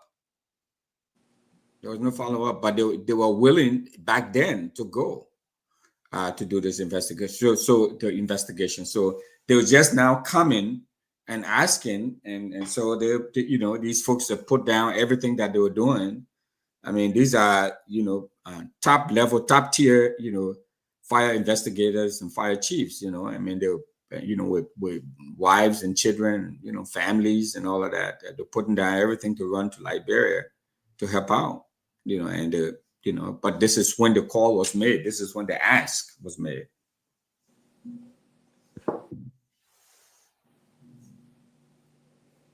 Again, like we said, we look forward to this investigation. We pray that we'll get the outcome that some may not be satisfied, but we pray that the outcome should be transparent and free of any biases. People will come out. I mean, it'll probably be good to. Certain things that, like the chief said, he will push for them to make it public because, like the government said, somebody said that during the 16 billion issue, we had the Liberian government or president. We had the invited, I think, how do you call them? What do people name? They investigated 16 billion. I forgot the name of the people, but they investigated and they came. I forgot the name too. I know it keep coming and going. Yeah, it keep coming. So and because of that investigation, took it and because I think they didn't really, I don't know whether they made it public, but I think because of what it said, that people not cooperated with them, some things were missing, so they couldn't already come up to the logical stuff. But we pray that this one, all those who are involved will be invited. They will question them. They will ask the questions and answer. Like I asked the question, I said the Liberian National Police were in charge when it happened. So that's where they accused the Inspector General of being accused. So hopefully, of course, that all will come into facts. And they were protecting the building at the time of the fire. Yeah. But no, I mean, but one thing would be cool is to have them on the show after the return, where they'll probably be, free and open to have a conversation, so we can do an after action type conversation with them about what they observe, and maybe they may be at liberty to give us some preliminary comments about or an executive or some sort of summary from the report that they gave to the government, that they're going to give to the government. So we can because that's just next week sometime. So they're leaving tomorrow. They might be there maybe day after tomorrow. Friday. They'll be there Friday and they return on Tuesday. Oh wow. So that means Friday, Saturday, Sunday, Monday. Wow. Yeah. Who's done well? But go ahead, Sarah. Yeah, no, go ahead. I was saying. We have two things I want to let people want for us to talk about today quickly. This about the AFER and the police. This fight is going on. One side is being chaired by the people. And I know that we also talk about the dedication today by the president in Bapolu. The hand pump. A lot of questions coming from it about the amount that was used for it and so forth. But we'll talk about that. We'll be our last discussion. But let's talk about this AFER and the police fight. It's getting serious though. The last time we saw at the LDA. You got a video? I hope you got a video, Sarah? You send it to me, right? I got it. I mean, I can send it to you. Yeah, send it to the guys in the studio. Yes, the last time we saw the DEA bosses playing with, I'm going to exchange fire. AB Kroman, the Fadika, and whatever guy named Bao almost exchanged fire with each other. It was a serious thing. Recently, again, the Fadika brother, again, I think one of them were involved in some quarrel with a military official in civilian clothes. And that is on investigation. And I've not seen this video. I just been here, but I'm gonna be so busy. But I don't know anybody who knows the story for what's going on. Let us help us to get to the facts about it, so we can talk about it. But I think it's dangerous. The last thing you want to see happen one of these days, the police and the army get into some exchange of fire. It's something that it may not stop. I mean, and you can never tell what can happen. So you want to reach to this point, because I will tell people that country, it wasn't really disarmed. There are a lot of weapons hitting all around that place, put together for a joke. If you do a real cordon search of areas that have arms, you'll find a lot of arms coming from it over there. So they gotta be careful, because anything happens in our country, anything breaks out, I can tell you. You know, I would say this story. April 6th. I mean, just imagine though, ECMO was in China. In less than an hour, when I looked, the street I saw people with heavy weapons. I said, oh, where do you think it comes from? But guess what? And that's just how it went, and people got killed. People died. So I just pray that find some, so we get to find what's going on, so they can bring this into an end. Yep, exactly, Tomalin.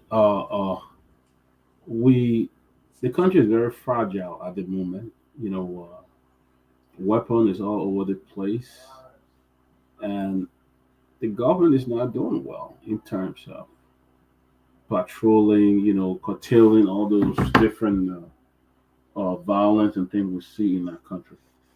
And it was sad today. I mean, the country is already struggling, and it seems like the peace of Liberia has become fragile.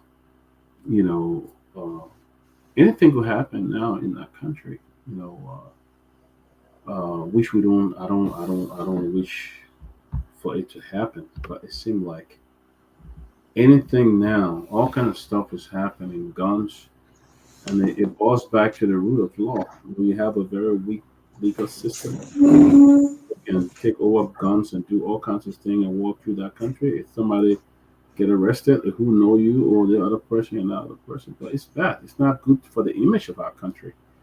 Where you see police and soldiers fighting, you could end up in a full-scale war. You could end up in something serious. I mean, the soldier went and came back in military cars and with guns and things like that, and the police.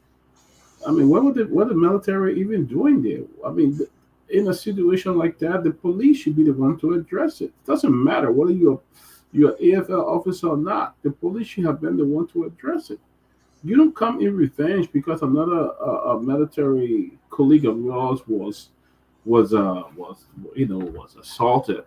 That's something that should be handled by the police. A soldier don't go there to handle civil matter and stuff like that. I think it was wrong. What we saw today, what was being displayed, it was wrong for the country. And I mean, it just sent a lot of there are a lot of warning signs. there. You know, that our country is fragile, and anything could happen in our country. Sarah, I was disappointed when I saw it, and I hope the government do something. But there was no reason for the police the soldier to be out there today.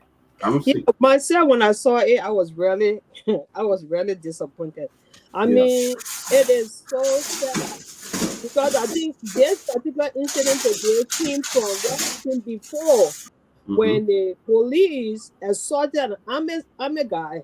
They said he got on a keke and he was going to town, and the police, Garguah got a law now that nobody can ride keke to town.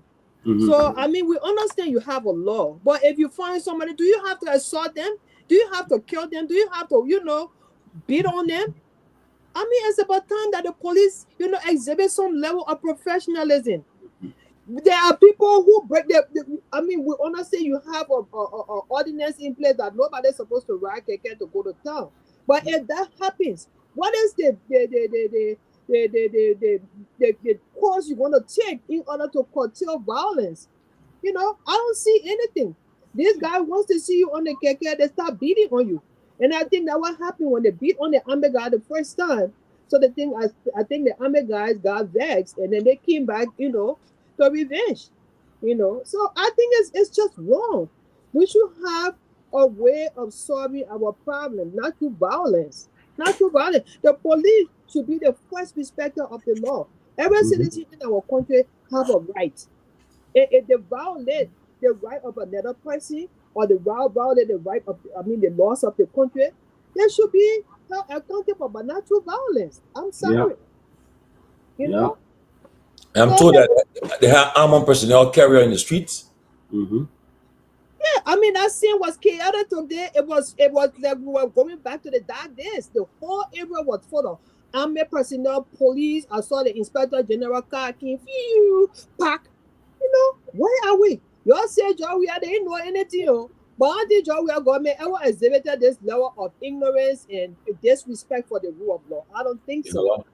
Never did that. So these are people who we know to be educated people. Educated. They tell us that they know book, they're educated. Now look at the kind of thing we have in our country.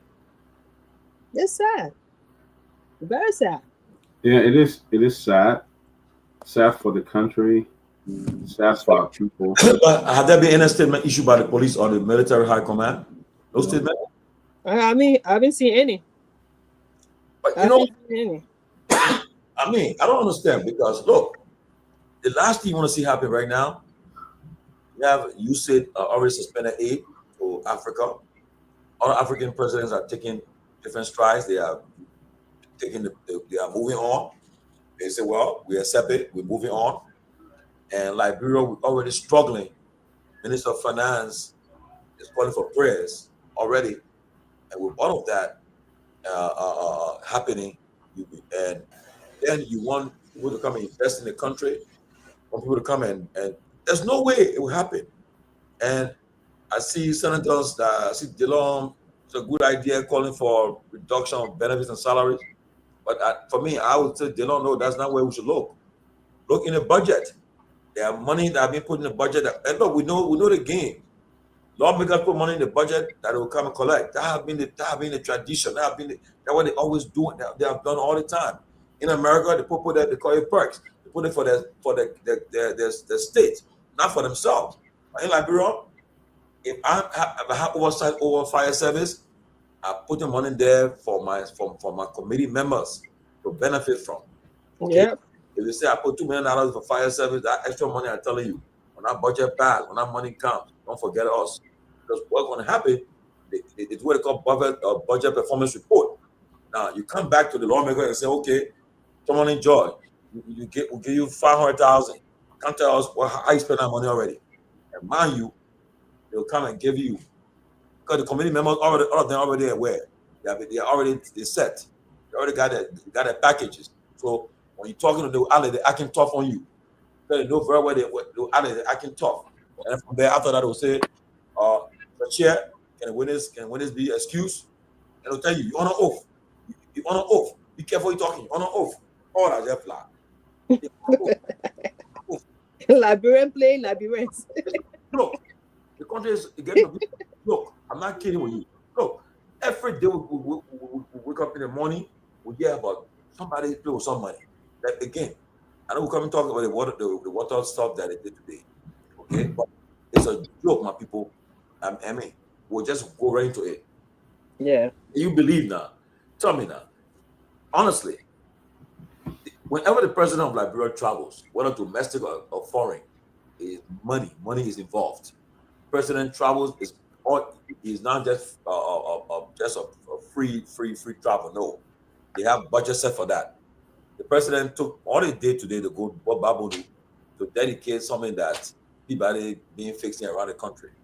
There, Liberia mission, whenever travel Liberia, that what it does, dedicate it. But because all I think they're doing, putting all this stuff like the computer rights for putting that building just to make it look it'll say the investment was great, you know. But honestly, I have a serious problem. I'm happy for it, but at the same time too, the cost of it is questionable because Mo Ali need to answer some questions. I got information that they said he managed to unilaterally close the departments of compliance, management, internal control, and party and monitoring and evaluation. They are responsible for accountability at Water and Sewer. So Mo got to answer these questions. I know he have refused to come here, but I don't care. We'll talk about him. If he will do due diligence, reach out to him. If he want to continue his arrogance, it's up to him. But we would continue to get behind him. We'll talk about what we know. And if you want to verify, he's welcome. But right now, we're hearing with information we got from people from Water and Sewer that he unilaterally closed the departments of compliance, management, internal control, and that monitors and evaluates these programs, these kind of projects. So, and another one, I got to say that he also appointed his brother as director of accounts, and somebody from the internal office, the internal auditing audit, the IAA, recommended that the brother the person be dismissed. So all the questions got to come up. If you have these questions they ask to you, you have the ability to come and say, well, let me clarify. But if you refuse to come, it's up to you. But that's a state we can find ourselves in. Yeah. So I saw the video, and I did receive some calls about what took place between the Armed Forces of Liberia soldiers from the AFL and the Liberia National Police. It's very troubling. It's very disturbing, to say the least. But you know, one thing that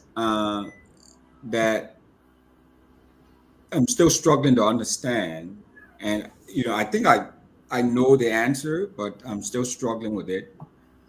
Between 2005, from 2005 and 2010, okay, within a 5-year period, the U.S. government invested over $200 million. Wow. As part of its security sector reform program to Liberia, to retrain and equip the armed forces of Liberia, to restructure the Liberia National Police, the whole judiciary, the whole law and order, processes, the border, the immigration as well, all of our different border crossing, to strengthen all of that, and to see what is happening in Liberia now and see what happened today is sad. I mean, you can't. Where did all this money go? I mean, why? I think one of the problems we have is, and this is where the lawmakers come in. One of the problems we have, and the police have been struggling with that, is this profound disrespect for the police. That even the lawmakers and even the citizens.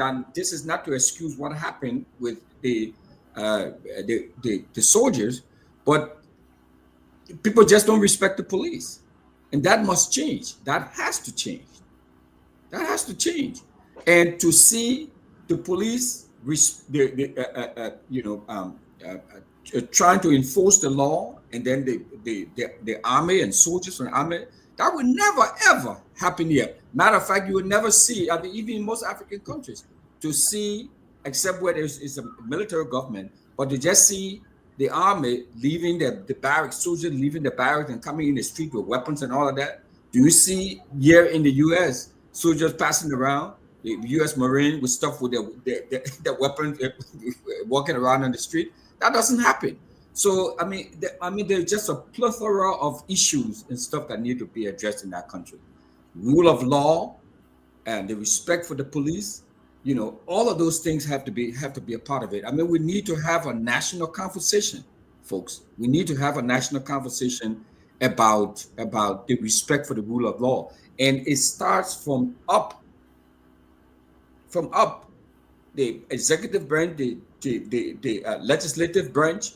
We need to start from there, because they say,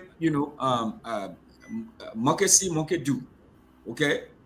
And I don't mean it in a disparaging way, but we are not good. The lawmakers are not good role models. They are violating the law. They were seeing police. They were yelling at police. They were slapping them, motorists, and yelling and slapping police and all of that, you know. And so now you see that the soldiers are doing the same thing. So we need to have a national conversation about that. But before we even get there, these soldiers must be held accountable. They must go to, they must be court-martialed. So where are the commanding officers? Where are these folks? Why aren't they talking? Or are they talking? Let's watch this short clip of the videos. Please, guys, can you play it? Let me watch it a little bit and see what's up. We can continue our discussion. Can you guys play it for me, please?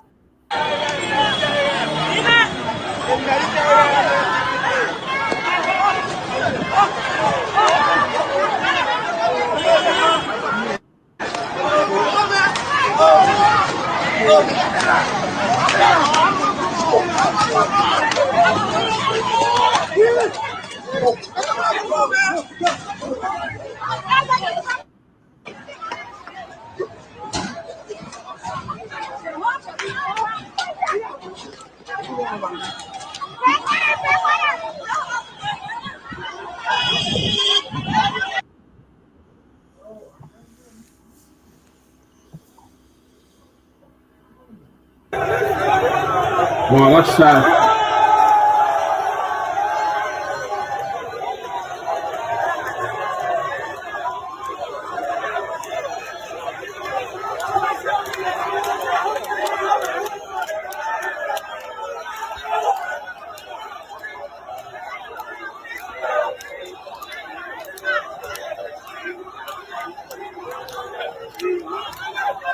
Oh, no, you're going to. I mean, what is this? You know, what is this? You know, and I hope the authorities are watching this. I mean, this is so illegal and dangerous.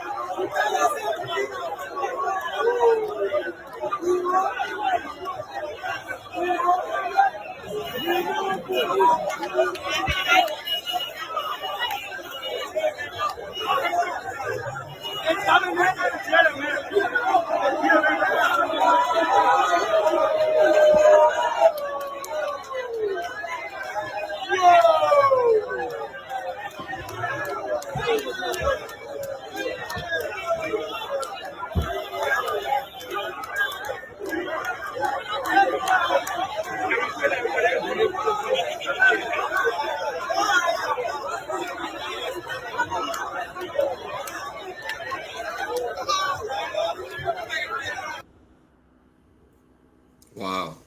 So wait, I don't know. Cyril, you've been following this thing. Honestly, my first time watching this video since. But tell me what. Really? Seriously, I've not watched it. My first time watching it. What's happening? What's really happening there? You mute us, Cyril. The army people went for reinforcement because, like I said earlier, Wait, what started?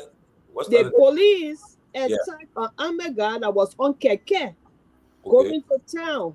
which is against the law that the IG said nobody should ride keke to go to town. Okay. So my point is, even if there was an army guy that was, going to town, why don't you resolve it in the most peaceful and professional way instead of beating on somebody with your baton? That's what they did. They started beating on the army guy with the baton because he was on the keke going to town. He wasn't in uniform. He wasn't in uniform. But I guess he identified himself still, but they kept on beating on him, even if he was in uniform or not. My thing is, who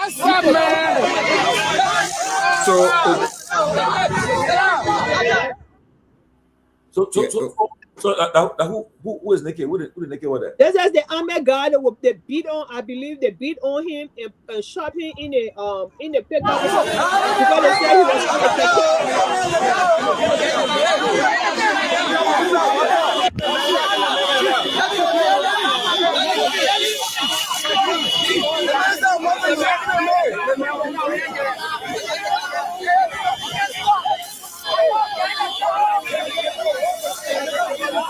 He had a cheating him. He had a do.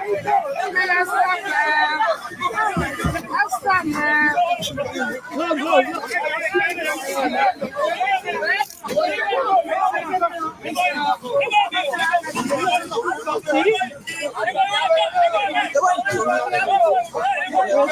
Very, very sad.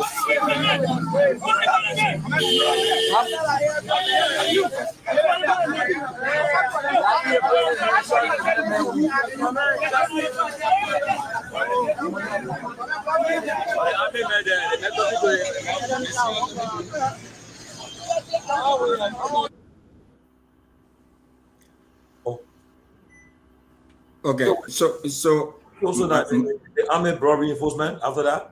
Yeah. Yeah. So my understanding. So let's put this stuff in some context. My understanding, because I did talk to the police as well to try to get some information. Okay. My understanding is that so right now there is a moratorium on motorcycles and tricycles entering a certain part of town. Okay. Okay. So no one, whether you are whoever, no one, on those vehicles need to, allow to enter, a certain part of town, right? So this military guy came, was on the back of one of these vehicles, but he was not uniformed. Yeah. Okay. So the police who are minding the checkpoint of the area said, you know what, you can't this motorcycle cannot enter this sort of restricted zone. Yeah. And he insisted that he must enter because he's a military guy, even though he was not wearing uniform. But whether you are wearing uniform or not, you're not on an official assignment or anything. The law says the new policy is that no motorcycle is allowed. And so he tried to force his way, and the police prevented him from going forward. And so I think that I think a fight ensued, and so they were going back and forth fighting, and so they treated him poorly, like we saw on the video. And so he left there and went and got military reinforcement. And so that's when the military reinforcement came to avenge what had happened to their colleague. And so the whole thing erupted into this big old fracas where the military bringing in AK-47s and tanks and armor personnel carrier or whatever they had. I mean, it's just ridiculous. I mean, disproportionate response.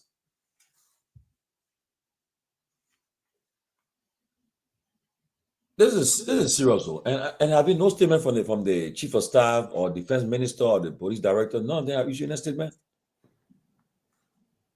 I mean, this will get out of hand. I know, and my understanding is even the police chief of staff was on the scene. That's what I heard. I don't know how true is that, but they said the IG came on the scene and the police chief of staff was on the scene as well. How many chief of staff?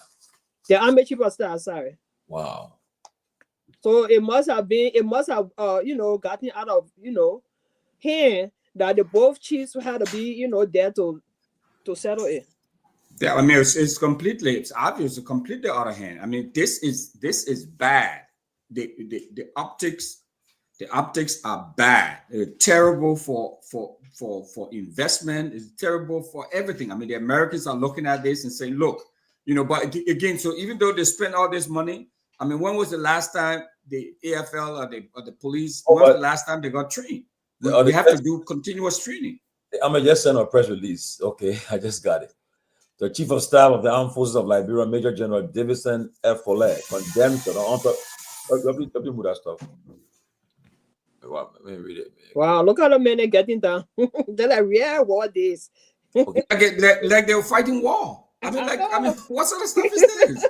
Yeah, just They just gave us a flashback. The Chief of Staff of the Armed Forces of Liberia, Major General Davison F. Foley, condemns the unauthorized attack and use of force by unidentified military personnel against a police officer, and hereby calls for calm as investigation is underway. It can be recalled that early Wednesday evening on 26 February 2025, that today happened. Some unidentified military personnel allegedly attacked a police officer at the SD Cooper Road junction for reasons not yet established. This action by these unidentified AFL personnel, acted on their own and not sanctioned by the high command of the AFL, is concerning and requires swift intervention, as was seen by the arrival of senior officers of the AFL and the LMP on the scene to de-escalate the situation to restore calm.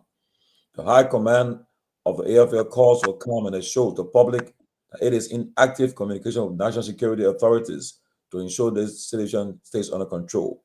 Meanwhile, an immediate investigation by the Provost Marshal and the Legal Affairs of the AFL have been launched to establish the facts. The AFL remains a force for good. Major El Dorado Yanti Jebo, Acting Chief of Public Affairs, Armed Forces of Liberia. Oh my God. Mm-hmm. Thank you, Real TV, for this. Oh my God, it's serious win. But if and all of us on this platform, we are old enough, we've been around, we saw what happened during the Doe administration, we saw how these things, what happened during the Taylor administration, and these are little things that can escalate and they can get out of hand, and the next thing we see happen, it was on April 6th time, or because they wanted to arrest Roosevelt Johnson. The man said, I won't be arrested. He said, in fact, I will arrest you, Taylor. And they thought it was a joke. And they tried to get out of hand. Next thing I saw, the Council of State giving order, and Ekamor politely ran on a base, took cover there and sat there, and Liberians just killed each other, went back and forth. They were launching the barracks, and in fact, the chief of staff at the time, Domoya, he got arrested. They killed him, and they captured him. How can he be chief of staff? You go fire on the front. You don't see it happen. You don't go on the war front, but he was on the war front. And how he got captured. But again, we pray that Liberians, we don't want to start a war no more. So we pray that the president, who is the commander-in-chief of the armed forces, and the Minister of Defense, Geraldine George, and Chief of Staff, Davison Foley, Police Inspector General Gregory Coleman, Attorney General Oswald Twett, take heed of this matter and try to put things under control. This kind of scene, and I can bet you, with technology so advanced, they think I've gone all over the world. So of course, if I was deciding to invest in Liberia now, I see that kind of scene, and you think I'll put my money there? No, and that's not come. And they take it for a joke. Look, and we're gonna have a show to talk about the usage aid, suspension of aid. Look, you see what Trump doing right now? Trump telling you, say now, if you want for even help you, say you must bring something, bring your minerals. I mean, how far they going? And we're taking it for a joke. We can take it for a joke like this. It's time for us to be serious in that country. Seriously. President Bugger will now convene a cabinet meeting, or he will call the pro tem and the leadership of the legislature and say, look, you kind of talk about how we can prepare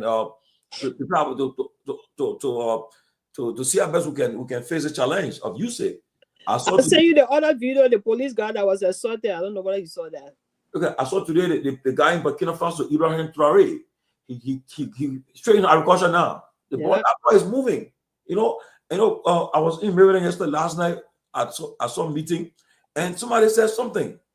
The guys at Tomalin, Liberians, other countries, what they are doing now, those who are in the diaspora, they are getting together and they are forming, they're coming together, raising money, millions of dollars, and they're going to their country to invest in their country. Now, once I think that's similar thing that Dualu didn't want to do, Dualu didn't trying to do. And I pray that it's successful. We always take that risk too. If we can raise that money they want to raise and invest in Liberia, or we can raise millions of dollars and get people employed and do some plans. We have to do it. We have to. Because and mind you guys don't know the minerals in the southeast there. In Grand G, that Sano River says the people are thinking about minerals just selling it, carrying it. No control. We have no control over it. It's a serious thing. In fact, they have security providing protection for them as they take a mineral and take over across the borders. And it's affecting the country. We're not benefiting. It's a serious thing. It is. Until we get our acts together, we're going to be like this, though. Yeah. I tell people, Cyril and Winfred, we find ourselves in the greatest country on the earth. So when somebody in Alberta and you say, oh, you just talking, I keep telling them, you guys, we are here. The general called me by the earlier today. He said, my man, I get my eye exam. Okay. Who in Alberta, he said, they're going for eye exam easily. But you see, the man guy is, man, I'll call you later. I'm getting my eye examined right now.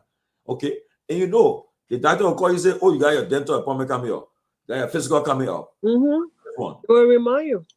You are get sick before it happens. No, they tell you already. And you know, so our people got to take the thing serious. The government got to take charge of this thing because it's affecting the country. It is. And then the thing that hurting people, the kind of money people are stealing. They just play with the poor money. They play with the money. We're joking. Joke. You know, they were joke. Like today, I was watching the president in Babolu, the Emirates hospital that he told today. I mean, I was surprised to see nurses that say they are volunteers, and they won't get on a payroll. And you know, they won't get on a payroll. I will wait until things are happening. Then you start when they tell you say they lay you off for your job. I think you start saying nothing will happen yet. Then when things get tough, and they call you one morning and say, my man, we got to do some lay off in a port. When you say, oh, they're getting serious now. Be sitting here and talking and backing wrong. Some things if I were you, I won't even talk. The things that happen will come to affect reality. I'm in the comment section. He get like he can't come on the show. No LEC. I would say you won't come, but you say you won't see a face. No LEC. In the comment section talking tabata. I will be talking. I will take a joke. No, but no, Sarah. When he get our money, and they say that the member going around that we're to cut down our workforce by 50%. Then you say, oh, actually people are talking. Yeah, you have to be real. Thing is affecting everybody. I mean, the whole world now, people are sitting down thinking about how to revamp, re-strategize, think outside the box, do other things that we can do now as a government, to withstand all of these cuts that international organizations are not sending to Liberia anymore. It's time to think. Not time to come be playing police fighting army. This is not a time for that. It's time to think. It's time to put your thinking faculty on now and think. No UP, no this, no that. Everybody sit down and think what to do to help the country. This is the time. Sitting now over there going to go or call rabbit on a piece of I don't know what is that. What is that? There's dedication today. The president $250,000 for that thing?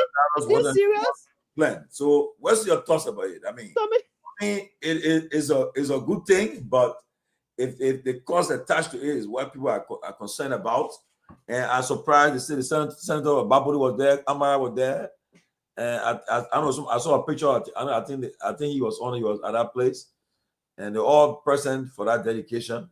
Wow. But one thing is that the president, you tell the president, for the men to be having a cabinet meeting and to preparing how to tackle the issues in the country. Is it a whole plant? Is it a whole water plant? Or just that little thing we saw? Yeah, picture, we'll see the pictures, man. I'll see the picture. Well, but are we sure? But do we have documentation they show, you know, the cost of that water supply system. Because I mean, there are folks who are saying about $250,000. That's a good question, but the problem I got with these people, and if you reach out to them, ask and say, I want to see that they break down how that blew up. They will start either being arrogant and so forth. And when you give people reason to speculate, because if you cannot give me the actual, and that's not your money. That's public money. And mind you, they promise transparency. Okay, the cost of it, but they will hide it, and they expect people not to speculate. And you say, then Abu says here, Abu, go and ask your Bob Mo Ali say, so make it public. The money you spend, make it public. Then you will not defend because of party reason. But you heard what Chief Parliament said a few minutes ago. He said, you know, I think in response to a question where he said, you know, hey, we'll keep everything open, like how much they paid us, how much they bought our ticket. I mean, everything will be kept in the open. Everything will be brought in the open. Yeah, he said that. Yeah, I mean, because honestly, the reputation at stake, and they know they're going to a corrupt country. They know from that the guy said, they say we know Liberian culture. They know that the culture we are corrupt. Yeah, they know. The people know. They always follow our politics. They know. That's why you see, Chief President, he understands the way you answer the question. You can tell that the man understands. Man knows what's ongoing. Man say, man already, yes. He know what to say, what not to say. So I mean, I saw this hand pump, but I mean, it's one of the things that we do continuously. I mean, every little thing we want the president to be there to either cut the ribbon, to break ground, to validate what we're doing. I mean, this obsession with mediocrity that, you know, little hand pump, you know, even the city mayor said we'll go dedicate that. I mean, what, you know, it's like the absence of not doing anything substantive. So every little thing, you know, flies. I mean, like, you know, yes, it's needed. Yes, it needs to be done. But, you know, does the president need to be there to dedicate it? I mean, like, you know, I mean, why is Senator Connor taking the president there, or, you know, he's going there to? I mean, these guys are just too less busy. I mean, like, there's like nothing essential to do. I can guarantee you that project is not 250,000. I can guarantee you that. That project is not 250,000. Prince Togar is telling me that Mo Ali said he used $250,000. So if that's why he used, and it's good thing again. Rescue Ramo is questioning them too. He's challenging them to bring forward the documents. Rescue Ramo already get the people ultimatum. Very good. And look, it's a serious thing, and we would talk. We'll bring them forward. And the thing is, when you talk, nothing happens. No. Whenever I go to places that I talk to anybody in DC, anywhere, I'll call their names. I say, you see them on that road. Look, I see everything they're doing. I'll expose them. I don't care. Because they will have time. Reality will come to the point when one of these days, okay, they say, the executive Myean took the video down. You see? I mean, the video that they took when he went to the picture. Because it's embarrassing. Over the video. The thing is a hand pump. You take the president out of his mansion and take him to go and dedicate a hand pump. And he says 250,000. That's why I keep telling you, this old man is old. He doesn't know what's going on in his government. They're just misleading him, like holding a blind man's hand, just carrying from one place, carrying to the other place. Look how embarrassing and disgraceful that was today. That thing cannot cost you $250,000. I'm telling you. They could have asked me. They could have asked my organization to just build it for them. Then go. I mean, because that thing is a hand pump. We built some of those things in different parts of Liberia. We have built it there. That's a disgrace. These rescue that's sophisticated. I saw the cover. Oh my God. What? 250K for that thing I saw? I don't believe that. I don't. Somebody need to convince me. I don't believe that. No. That's not true. Country, it's finished. You take the country, you put it in. What can I do to see our friends? And if you, I will say this to you guys who write here and saying stuff. We're critical. We're critical of the CDC government when we needed to be critical. We're critical. We're not just playing being blind to reality. Y'all know that. Y'all don't come say. But I go check CDC government project. when things were wrong, we were critical. We're critical about it. People, if I one point in time they say accuse on, they say, "Oh, you got a dead person." But the problem with Liberia, when you try to when they in their favor, they say no. You know. But I think it was embarrassing. No wonder why Executive Mansion took it down. It is very embarrassing. Yeah. So you who defending there, Abu and Simeon, who defend this thing here? Why is Imagine took the video down? Why took it down? They embarrassed the president. They embarrassed the president. You got a hospital, the Emirates Hospital. Look at the national budget. That hospital is a modern hospital with everything in that hospital. 27,000 to get a pool.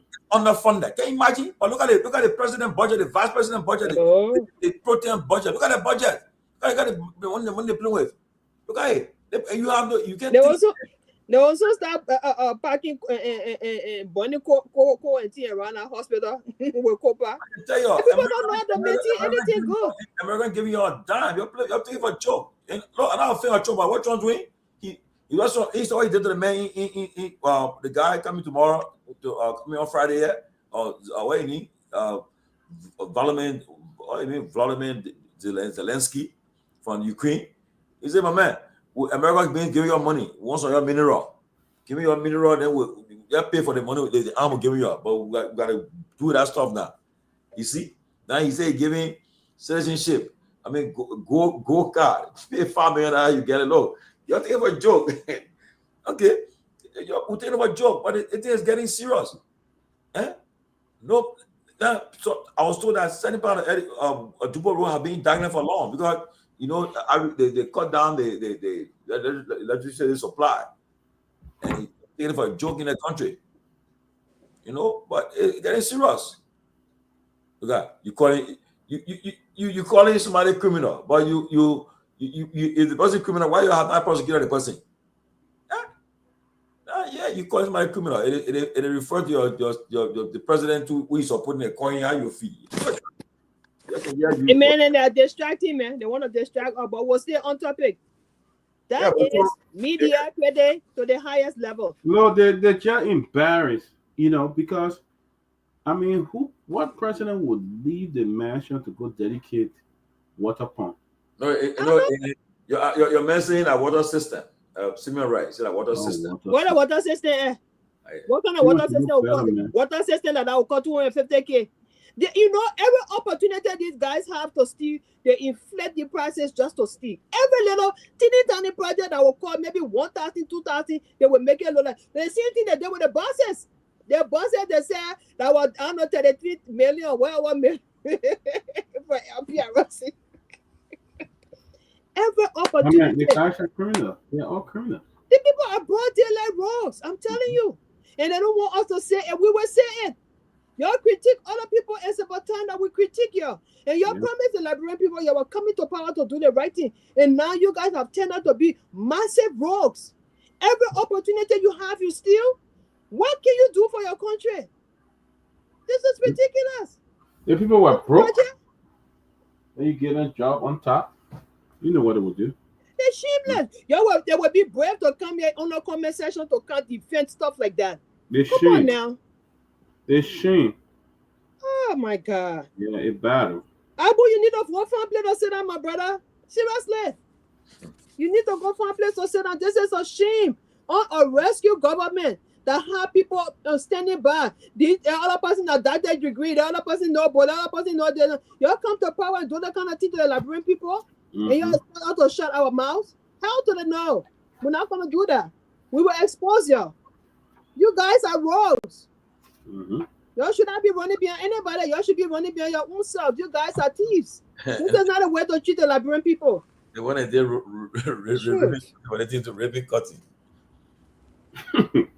Ribbon cut. You know what? I gotta be cutting ribbon now for my water pump. Yeah, that's what people. You gotta do that.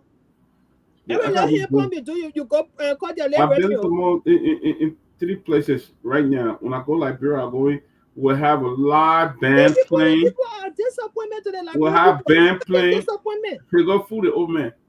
They fool I'm the telling public. you. I mean, They oh, just I don't blame the took public. advantage of the old man because he's old and he Yeah. will not be able to have the capacity to think through some of these things. That's all they hung on him. They hung on that man to come to power to steal. That's all they did. All they doing. And but you know what really what I was touched today when I heard it. It's ridiculous. The nurses and We somebody will was not shut up. We'll talk. they say they are volunteer, they're not getting paid, they're not on payroll. And the thing that hurts me is that if you cut down somebody, people getting him a roof there, you cut it down, they can pay the people. You know how much you save? Oh. Say, look, if we come out, look, I say, I'm surprised. Look, come out with some austerity measures. Say, look, it's tough. These are tough times for us. Okay? But look, I mean, but you can you imagine? I look at the central bank. The people getting $56,000 a month in our money. For doing what? Paying them for the housing. They're paying them for giving them money for generator. I mean, for everything. They're giving them. Look, man, look. And the country is poor. And yet and still, that's what we're trying to do to the country. Look. It's sad. I was listening to the former finance minister, what his name, Kamara, the former finance minister. I was listening to him on Spoon, and he was, explaining some of the things that he went through when he took office and how he got sick, and even people that he expected, to say something good about him, they started saying all kinds of things about him, and he said some good things. So I thought to myself, I said, my dear brother, those people, for the kind of things you're explaining, those people they not want you in that position. Oh. Because you are a man of principle, you are a man who, wanted to see something good come out of the country. You wanted to put some austerity measures in place to make sure that, the country change course. They didn't want that. So that everything possible, if you're causing the true juju on you, the true juju on you, to make you look crazy, like you didn't know what you were doing and get you out of there. Unfortunately, you had to resign. They didn't want that kind of man in that place. No. Yeah. Talking about him, he sent me a message. He said, my brother, what was meant my harm has turned around by the Lord. Yes. Yeshua. He said, for my good, the first Liberia to head the ECOWAS Commission specialized there you go. driving economic and monetary integration. He said, there is a need for greater visibility for the work we do, and the role of the electronic media comes in handy. When we begin to roll out our strategic communication policy, I will certainly get into with you and the team of the closing argument. I mean, there's the former finance minister of Liberia, Boyka Kamara. He sent me some pictures, and he was in Liberia recently. I think he's still there. He visited his colleague, the present finance minister. He's now at the West African Monetary Agency, WAMA, where he is. Yeah, he was explaining all of that. He was saying the things he's doing. Well, but this guy, look, besides that, when Ellie appointed this man, I found a minister when the last minister left, before she left, people from his church told me, he remember I did Philadelphia church. He said, Tomalin, that guy is a straightforward guy. Right, I heard that too. Mm-hmm. He's a deacon in church. He don't joke. He's a serious person, and so forth. And people was talking about him, and I think that they realized the guy will come and be straight. They said, nah, that man want to see it. They didn't want him there. They didn't want that man over there. That was the wrong guy. They were not going to work with him with the kind of measures he wanted to put into. They were not going to. So what was it? What was the main reason why he left? Why did he leave? Is it? But according to him, he just said according to him, he said what was what was meant to harm me, what was meant for my harm was turned around by the Lord for my good. So I mean, apparently, from what I deduce is that he's saying he was targeted to be harmed, but for him. So and he's happy, When I listened to his statements on Spoon, I mean, I got emotional. I got really emotional. Things he went through, at that short time while he was at that ministry, it was very emotional. He was targeted. Because the kind of things he wanted to put in place for the country to move forward. There were some people in our government, they didn't want to see that. Wow. They didn't want to see that. So what he said when he get to the office, I mean, Even if they were in a meeting, he could not even talk because all around him was smelling like feces. Wow. Yes, that's the kind of thing he went through. And people were seeing all kinds of things. Yeah, I mean, his testimony was, it had me emotional. I'm telling you. So I just said to myself, this guy, they didn't want him there. So somebody asked him, said, oh, do you think it was Samuel Tuah that did something to you? He said, no. He said, no, it wasn't about Tuah. He said he and Tuah were friends before. He said, well, it had nothing to do with Tuah. I can confirm it because I remember one time we were trying to get him into a car. We had a three-way call. He, Tuah, myself on the call, and I knew they were professional colleagues. I mean, and they respect each other, you know. But that's sad, and the thing is that the level of corruption that's taking place is something that the people are. I mean, I don't know, but I tell people, you know, it's not easy. It's not easy. People are struggling. People are going through a lot. People are not getting paid. People have no jobs, and then if somebody decides to go invest in the country, they think twice. They say, should I go there? No. Right now, if I go there, the judiciary, I mean, they own a bedrock for any functional democracy. And if they are compromised, they are under threat, then what happened? What happened? Now, look what happened in the House. You guys want to work and say, election for people to go to ECOWAS. ECOWAS, I think I heard ECOWAS rejected them. I mean, why must you embarrass yourself?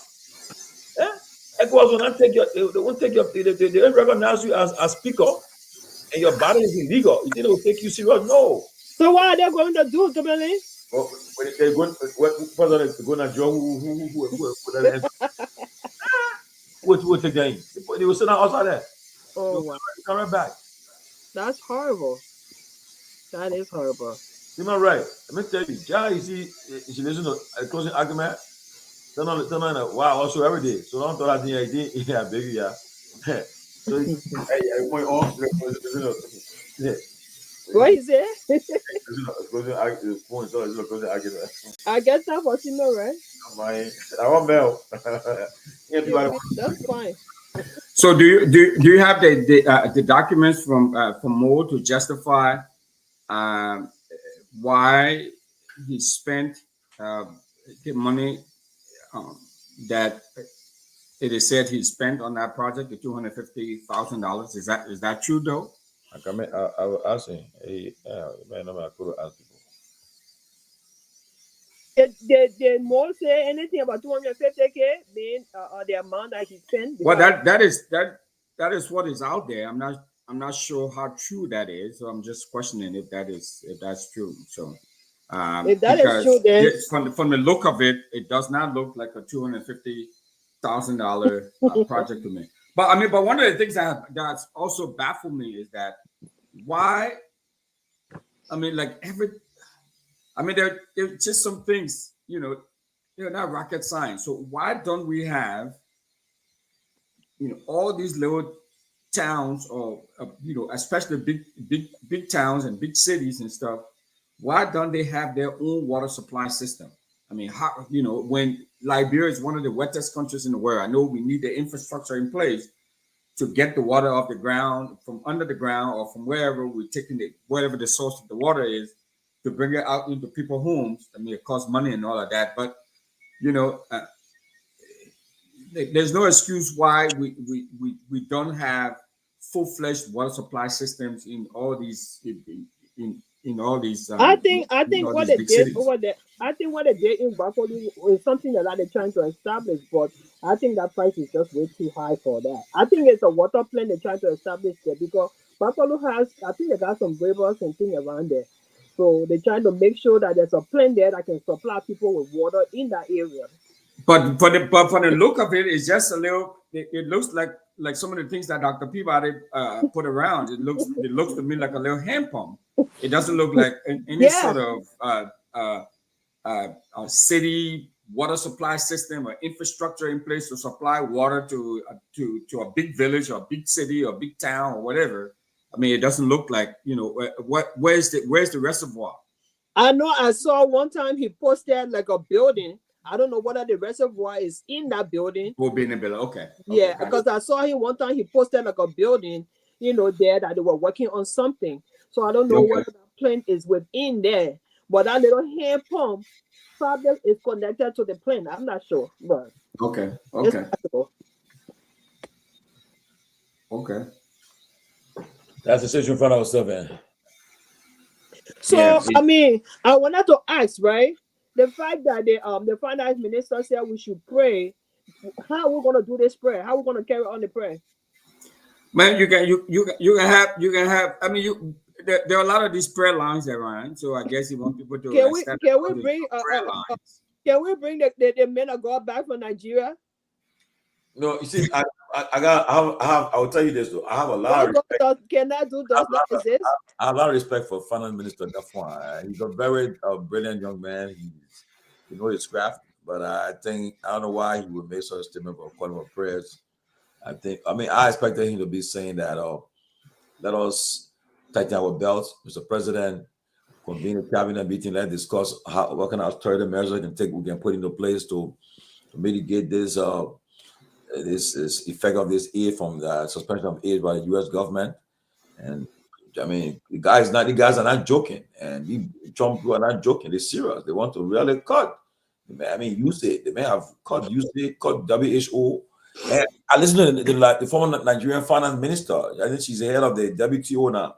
Yeah, head of WTO. Yeah. Look, she said, I think this with this suspension of U.S. aid to Africa is good for Africa. I think it's about time that we come together. It's an opportunity. Harness our resources that we got and make it, and we can get billions of dollars from it. Now people can get employment, they can do, and then the West can be begging us for it. They be trying to say, "Oh, we need the minerals from Africa. We need it, and it will come to us." But I think that's what you should do: come together instead of. So I really want to find out, since we're discussing them, what is it really that we need? Are we lacking the political will? Are we lacking the mindset or the knowledge to do what is right for our country? What is it that we are lacking? Because it's one thing to we are lacking leadership, we are lacking political will, we are lacking competence. I mean, all of those things. I mean, when we continue to put people in position because they are our friends or we're from the same tribe or the same party, even though they may not have the competency, required for that particular position, I mean, obviously we're not going to go anywhere. Now, I'm not suggesting it, that Gaffwan or Boima, Kamara not qualify. Obviously, to qualify. No, we're just saying it generally now. Generally, but I mean, one of the things too that we see in the country is that only one person can be head of LEC. Only one person can be finance minister. I mean, we keep keep bringing these same people back over and over again. Not that they have not done a good job, but there are so many when it comes to economics and finance and monetary issues. There's just so many qualified Liberians out there. Okay, there's just so many qualified Liberians out there. I mean, especially within that sector. I mean, there's just so many. And I mean, health care. I mean, you look here in Minnesota, for example, we have tons of healthcare professionals. Practitioners. All over the place. So my point is that yes, those folks, they were competent, they were qualified, they were brilliant. But there are other competent, qualified, and brilliant Liberians too. Let's bring them. To help us out. Let bring other folks. We can't just be recycling the same people. You had Gaffwan there before. You took Gaffwan left. Once somebody there, you bring him back again. You have Boima there. You bring just keep recycling. Policy line. Yeah, there are a lot. They were the only ones can work for government. I mean, and what is LEC? I mean, you look throughout Liberia. So it's just if I'm not cool with you, or if I'm not your friend, or I'm not within your inner circle, or then even if you're competent, we don't care about that. I think that should stop. I really thought the president was going to make use of that John Molu guy, but it seemed like I don't know what happened. I mean, yeah, like a guy like that. I think he's brilliant. I think he has some really good stuff that he could bring to the table to help this government. That's what I thought. I was thinking that I'm gonna even put my man Winfrey as mayor of Monrovia. You got to put that in. The guy took his time when he got big boy and said, "Oh, but that man already not losing it, so I get him a job." Imagine that, Sarah. That's not maybe Winfrey. When I tell you, he won't blow his own horn, but the trip that he got making the Liberia Fire, he's the man behind it. And mind you, he not only doing it for one government. He have invited Coach one in Minnesota to him. This guy that went there too. Whenever they come, he tried to utilize the network, and he put it out there recently. Maybe I can tell you that he from what this guy was instrumental helping him do. So why can't they make use of him? You know. But guess what? Because I'm not a member of Unity Party. The problem I got with the country. You gotta be part of party. I think that goes across the board for all the parties, though. They do that. All of them do that. You get no. Just now. No, yeah, it's not exclusive to Unity Party. You're right. Yeah, all of them do that. Everything like America. Go like bro, I say, okay, I want to spend 3 months there to help my people. The first thing they will say, be careful how now George you can't tell. Yeah. Oh, 1 million America can't hear. And then she can't hear, you won't tell what job. But mind you, maybe you also on a 3 month break, you say, I got some free money, me help my people. But Right. They'll say she want a work job or she won't run. Why should she won't run? Because to tell you the truth, if we have to change that country, Tomalin, it has to be a collective effort. It can't just be one party thing. It can't. Yeah. It cannot be one party thing. Like, oh, you remember my party there? No, it cannot be. Or else that country is going nowhere. It has to be a collective effort, but mindset of different parties to come together. And that's what I thought this old man with 42 years experience would have done. To bring the country together, to unite people together, so that we can see what we can do to, move the country forward. But who are they fighting your mother self for job? And when they get in the job, they must have their steal. It's ridiculous. Let me ask you, what's the story about this? What is the story about? But before I go, let me just send a shout out to Professor Bruce, an IT professional who helps out when you call upon you. She's called upon. She's helping us. In fact, I never knew that you could get money off Facebook. But I just realized that I got when she did it for me on the weekend. People got money for me. I never knew. How do you do that? She did it for Peabody, for Ben and myself. Yeah, we tried to. She walk us through it, and you have this kind of big platform. You on this platform, you generating money. And she said, "Oh, that is money there." And I saw the money. I mean, the money is will be going to my account tonight. I hope I see it there tomorrow morning. Are you serious? I'll be getting almost $400 in my account tomorrow morning just from you. That platform, like working all people you see that all the people on Facebook, they showing all the glasses showing thing there. They're making money on you. Oh, yeah. They're making. I won't call support me, but they're making money. All the gossip G's and thing there, Jerry. That money they're making. So people making money. And Professor Bruce, she helped us, and right now is that Jackie? No, Professor Yaya Bruce. Okay. Yeah, she helped us now. Everybody now they got now pending about to hit the account. So you gotta show us that thing. I said you gotta show us how they did it. I'll introduce you to her. Yeah, I just ran Delaware with her too. Yeah, she's doing good. In fact, she the one who she helps Spoon on Spoon. She helped build Spoon platform now. She's about our platform soon. We build this platform, expand it, and and to be honest with you, Sarah, we shouldn't even be thinking about. We should be able to get money from this platform and just take your one to do like yeah.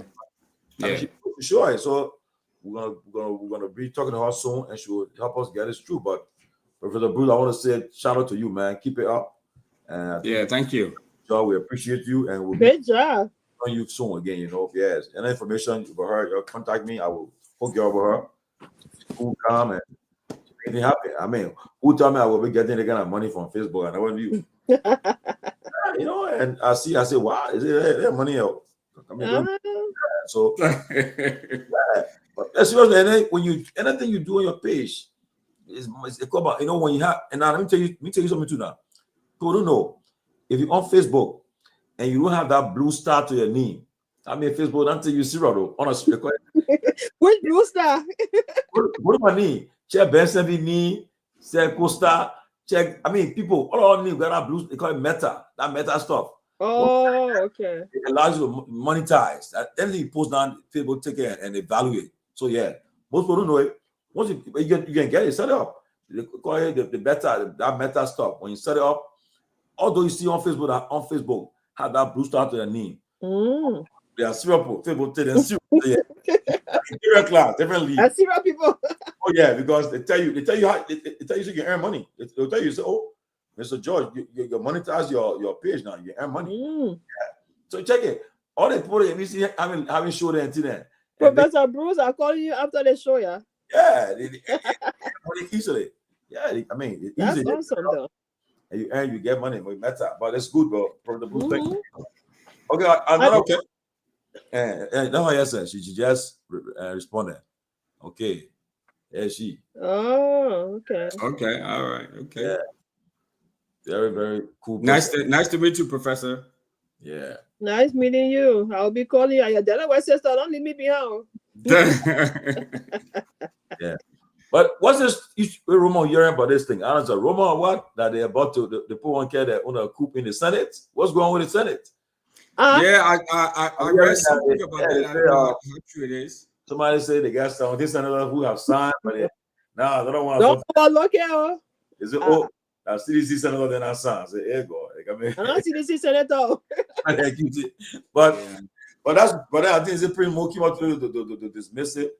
But I just how it started with the speaker on. Not overlook it. And the same thing they started with Kofa. So I wouldn't overlook that, you know. Yeah, but again, it's a scenario of Winfrey and Sarah. A scenario. Yombly and Dillon came out and said that the Liberty Party is backed.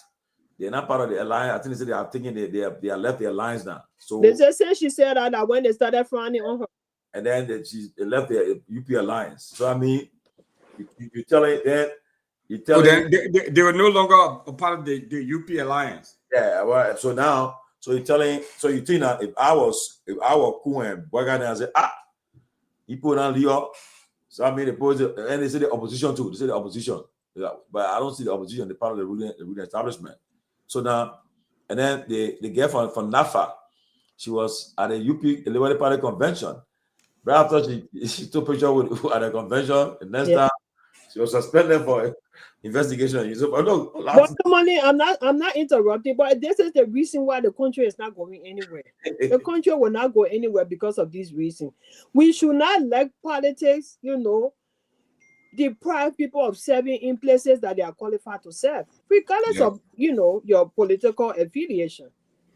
Now you move the speaker, you come move the protein. Where are we heading? It's just wrong, and they just take the country backwards, in my opinion. We're not heading. They take this stuff a joke, Yeah, we're not moving forward. Nobody will take our country seriously with the kind of thing we're doing. Nobody. I'm sorry. Nobody would. I mean, if that is true, that is bad, and that is wrong-headed, and we need to avert that. I will not dismiss it because I know the way how the people mindset. I will not dismiss stuff like that.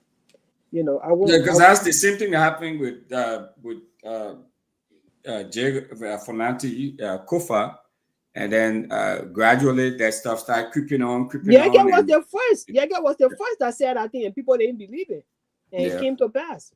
Yeah, it's getting serious, and I don't know, but where are we going? Where is the country going? I hope and pray that, and Bealded and Sarah. One of the problems I got to and like I will tell you, I'm not a big fan of Trump, but what did I see Trump can do? Trump love the media. I don't care. I want the government. What they can do, they can just program people. When the person comes and say two questions only, and they already got the program with our question. And before the guy will tell you, say, when the person can, I will select your question. You must add the person the question. Don't add any question that I appropriate. Yeah, then when the president come, then Papa play has some on and say, the president, how was the visit, man? What was Liberia expect to? He said, yeah, and the president relaxed now. But you, as you say, the president, how you feel about the impasse at the legislature right now? Right now, nothing really is happening. And then also about your budget. How you feel about all the cases of corruption and everything? Yeah. But you look at the budget lines, that 2025 budget. They say first it disappeared and then it resurfaced. I don't know where it went, whether it went to spend on somewhere, and then it came back. The budget line is ridiculous, according to what I heard. And what he mean was targeting, looking at some of the lines, especially for first of all the speaker, the so-called regime speaker, increase his budget. Okay. Some of the money that's supposed to, I bet you, I guarantee you, some of the money that's supposed to go to some of these counties, they will not see it. They will not see it. They just got it there. They just got it there, but most of them will not see it. It's sad. It's sad. Yes, you're the country. Country is not spreading the right way, and it's sad. For a veteran, or for the 2-year veteran in service, in the government, for his government to be going this way, it's ridiculous. It is ridiculous. Seriously. Rescue rascals, whoever you are, when you're listening to this show, you need to put your action. This thing you're doing to our people is wrong. Very wrong. And we will tell you the fact. I don't care how you feel. We'll tell you the fact. You can call me whatever name you want. That's up to you. But this is wrong. Yeah. You gave the people the assurance that you were coming to power to rescue them. That's what you said. Rescue. This is not rescue. What you're doing to the Liberian people is not rescue. And then I said no. They said some of them just shame now in Liberia. A lot of them are shame, especially those that put their neck on the line for this rescue mission. A lot of the people are just destitute. They're shame. They can't help it. Look at the other guy that went lying down on the car the other day. Yeah. Yeah. Desperation. And to add insult to injury, they say one or two of the rescue guys are loving to his girlfriend. Can you imagine that? Something that really? Yeah. Is that happening? They said you didn't listen to the guy interview? Who guy? The guy that was lying under the car, the rescue guy. What is that? Obadiah? What is that? Obadiah said, how you think I'm gonna feel? I don't have a job, and some senior member of the government eating my Jew. How you think I would feel? That's what he said. Amen. Yeah. How you think that's gonna make him feel? It's bad. If you ever been frustrated by a woman, I'll tell you the truth. That won't get right. Oh yeah. Imagine you got all in our water to bring rescue mission to power, and you can't get a job. There's somebody running behind your girlfriend. You don't think that is tantamount to suicide? What? Yeah, especially that's ridiculous. Yeah, man. Especially when you're young, anything, and you're not too experienced with one minute, and you see the first woman you fall in love with that woman.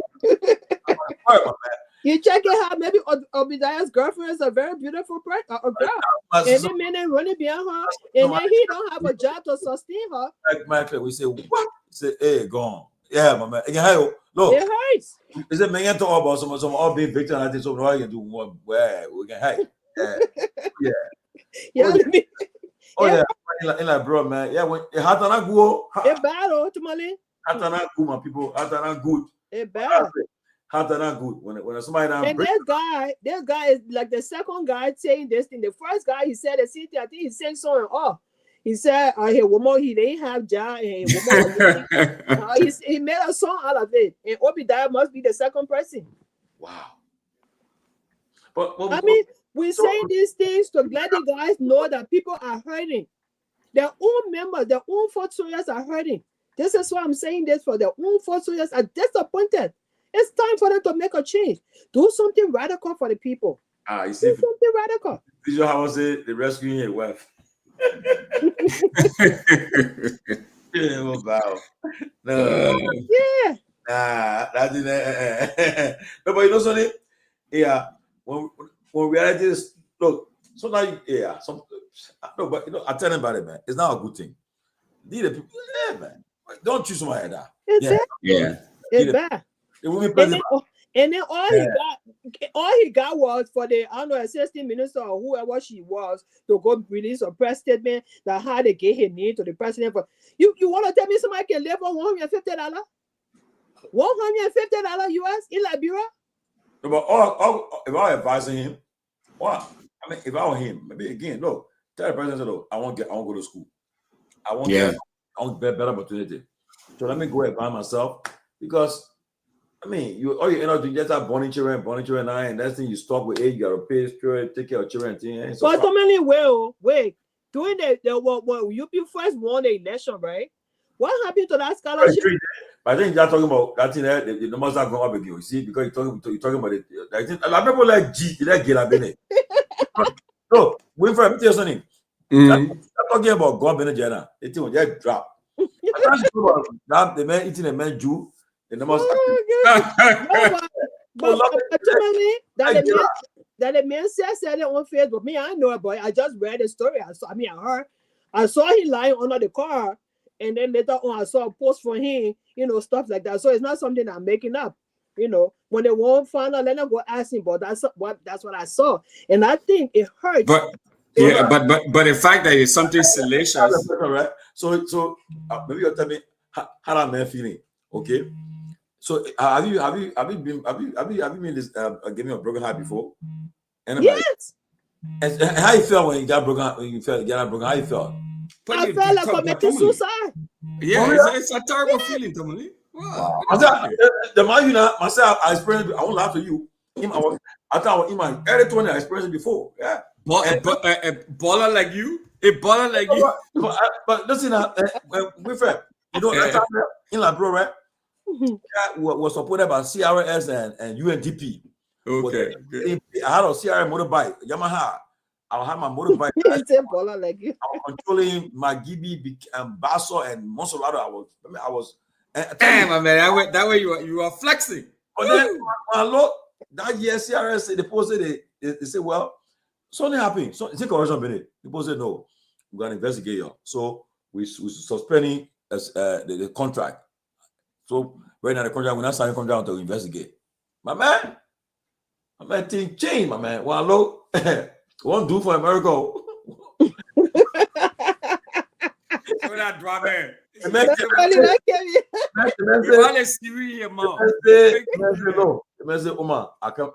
Apparently, they Jew when they were going up before he left for the States. The program thing. Make man say, look, Oma, I want my Jew back. Oma say, oh, the man say, you tell him 30 when he kind of when then he play low. And the man I said, look at that. What? They can't even play low. Don't you ain't go out. Play low. When the man can't play low. The guy said, what? He said, I know you not accept it. And for sure, you're not accepting it. But guess what? In less than 2 weeks, I was like, you can't eat. I mean, you inexperienced quality, man. It hurts. It really hurts. It affects you. It really hurts. When it gets something, they say, you go down. Yeah, you get me. But man, look, but no, bro. Yeah, when you have endured such a thing, you can say, well, I overcome it. But it's tough. It is tough. It is tough. When somebody going through, if you put yourself in the shoes, it really hurts. Yeah, I know what I'm going through right now. If that somebody, especially somebody like in authority doing it to him. Right. Yes. And he feels very helpless right now. He doesn't have a job. He can't do anything to attract the young lady towards him. It hurts. It can hurt, man. It's painful. But Russell, you are experiencing before too, right? No, but man, I'm not be a baller like you now. All of that. Tomalin, I wanted to ask a question, right? You were talking about if you were him, you would say you want to go to school or something. Remember during the during the election when UP newly won and American were talking about scholarship for them to go to China. What happened to that scholarship? There was a post that came out from American. I think maybe I still existing. But I think most of the people what they can do, one thing about our country and our society, Sarah. If I was it about showmanship, or do you think? If you, for instance, right? if I all in Liberia now, in Liberia, and then when you're in power, I saw often it's in the neighborhood. I saw road. Next thing I saw with car. I saw chilling. Then my thing is that I want to be jealous of that too.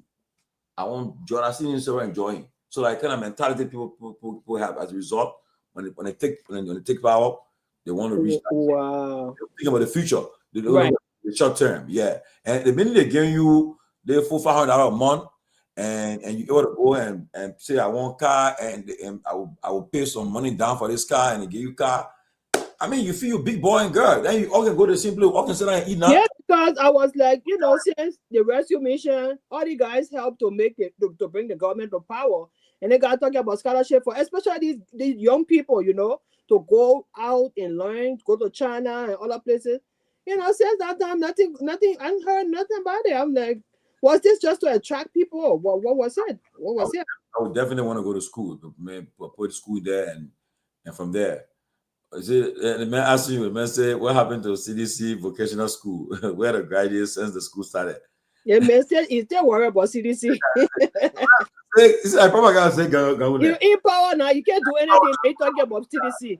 Yeah, they in power. Forget about that now. I forgot what's there. You're in power, show us your juice now.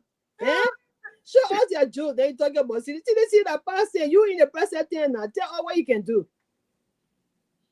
When you come on lives until you want to distract people that somebody come in there you can be. When I be distracted here, we will stick to the topic.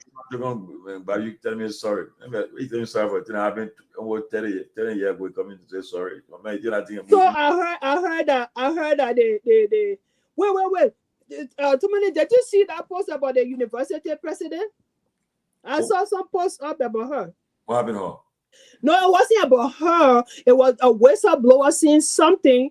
I mean, telling her, oh man, the whistleblower was trying to expose, I think, somebody and was probably trying to advise her if she want her presidency at the university to be good. Some of the things she needed to do. I wanted to send the thing to you, man. I just forgot.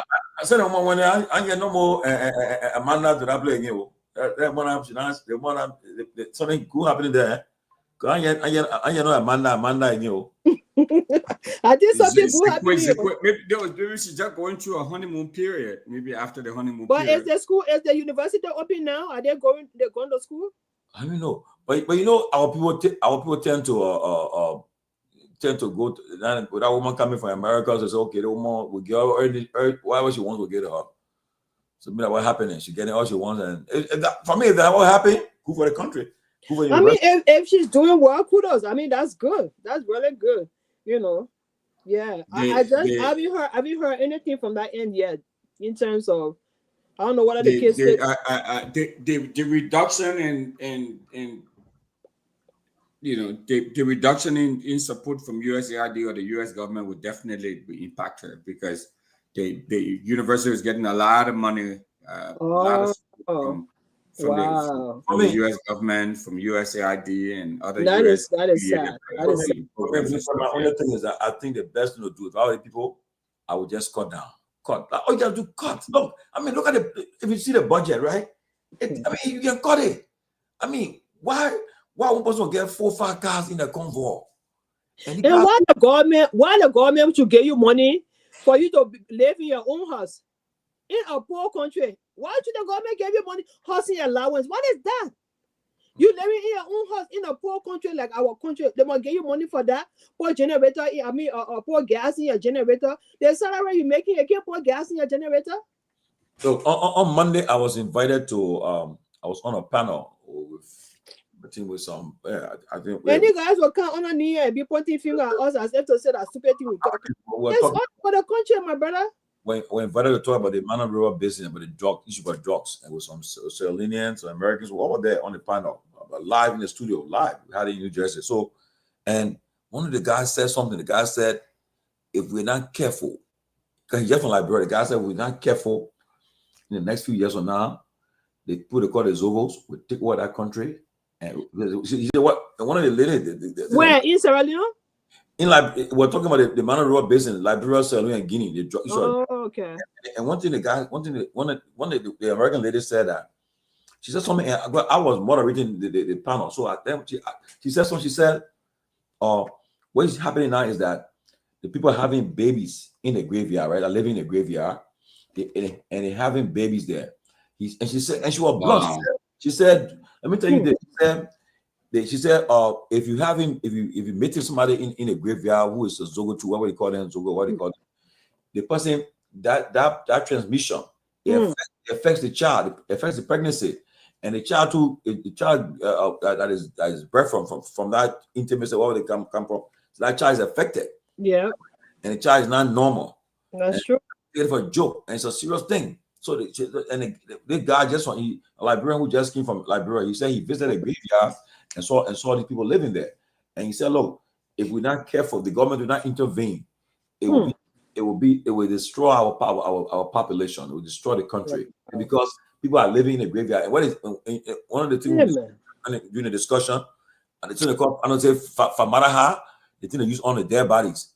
So they put helping to make the drugs with that. They put involved with that one too. That's what they found. Oh my God. They put living in the graveyard. See, by the time people when you finish burying a person, everybody they go and dig that grave. Oh. Yeah.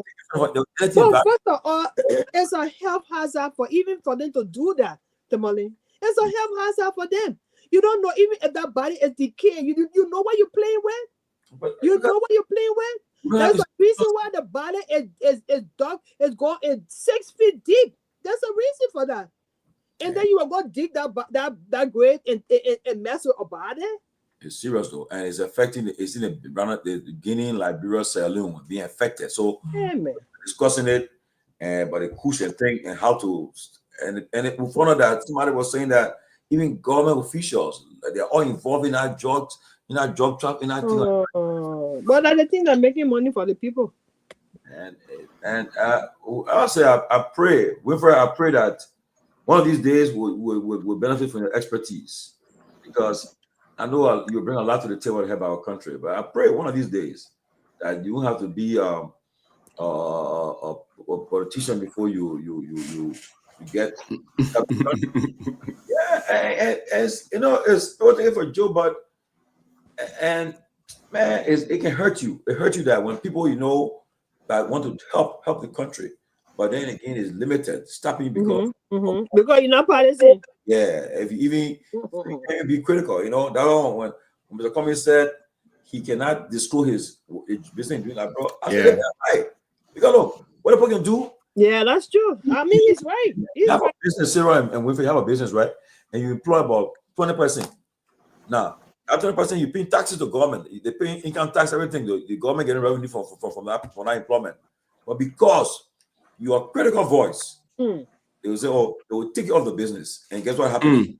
Every one person, 10%, that 10%, the ratio 10% on paycheck. Yeah. So that 20 times 10, what happening? So as a result, they cut you off because you are into politics or you critical. So that's why the problem we have to bring people on the platform. You tell them, man, say, somebody say I'm on the show. Somebody not email, send me a message about the AFL Sunday. Yeah, but the person won't come on the show. The person they lose your job tomorrow. Yep. They will target you, that's true. You know what's up, lower business. I tell you, I give information, but please don't call my name. Yeah. Yeah. And then they say, when they say, what is source? Yeah, I'll get my source to you. Busy. Okay? Critical. If you're critical, then they silence you. Say no. Yeah. And how things will happen. It's sad in the country, and we have a work to do in our country. Take it or leave it. Y'all want to be president in the country in 2029? The boys in your court, because there'll be a talk.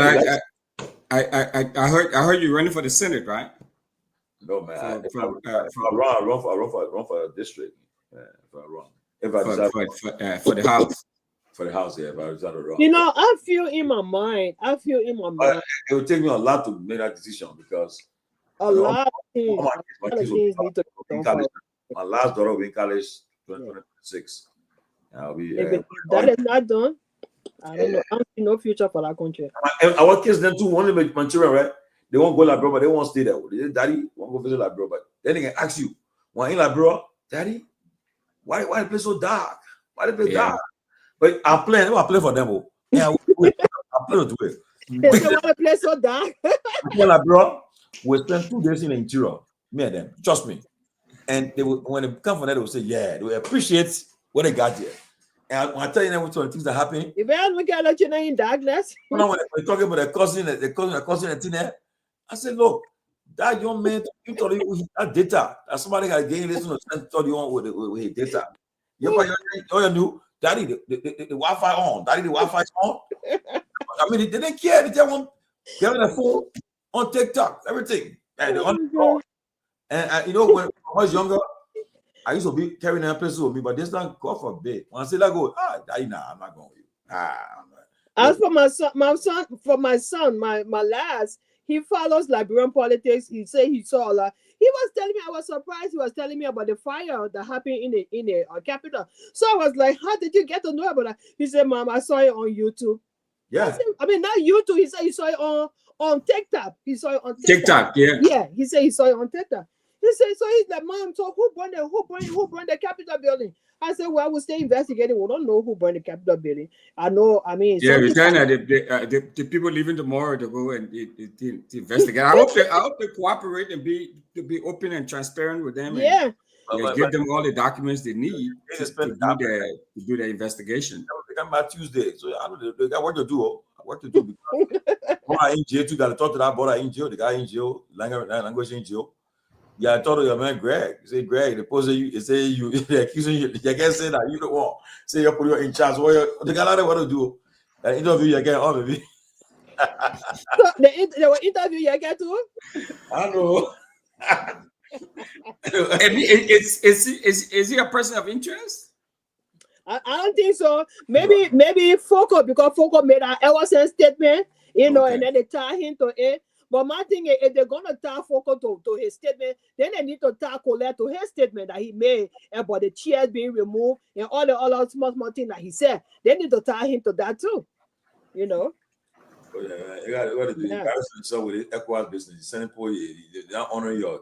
I mean, you gotta leave it. I mean, for me, the best thing, and I talked to one of the lawmakers from the so-called majority. I said, look, why you can just go to work, you have election, and you're. I said, as I can tell you this, from when I know, talking to Kofa not interested in that speaker again. He knows that, yeah, he knows like I'm interested in it, but you have to do it the right way. Okay, yeah, do the right way. I know, I already know y'all don't want me. I'm not gonna force it, but so you can do it the right way. And the guy told me, I said, we try it. We try that thing that we didn't with Richard Gombe speaker. I beg you, yeah. I said, he said, you off record. So they're afraid that when they try a record, Richard will not be speaker.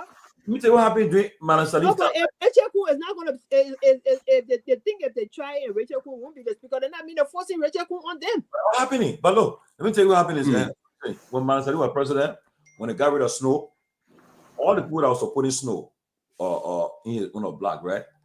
Manasali wanted one guy from CDC called Edward Fall to be the speaker. So that whole Pampic guy to be the speaker. Yeah. He's no longer in the house though, right? Yeah. So but what happened? All the people that supporting snow, they say, you know something, they will try our way beyond Alex Tyler.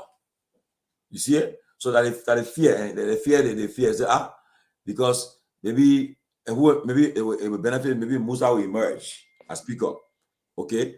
And they say, no, well, we try to think opposition, get anything, now we finish. They will deal with us here. So all that mindset they got. But the thing is that they're gonna come back with that because people making you know that you're now a legitimate speaker. That ECOWAS have already given you a rebuke. Telling you, that thing gonna embarrass him more. It's not good for you, you know. It's rather gonna be embarrassing. I feel bad for him. I think it's gonna embarrass him. Every day they're talking, then they get there and that man, like I told you, I said the program supposed to explain you. He said, then explain me and see. I said, But you know the man put reserve on a parking spot that you can park. I thought you were joking. I shooting. Yeah. No, that's true. He put reserve on the bar. Hurry, you can park there again.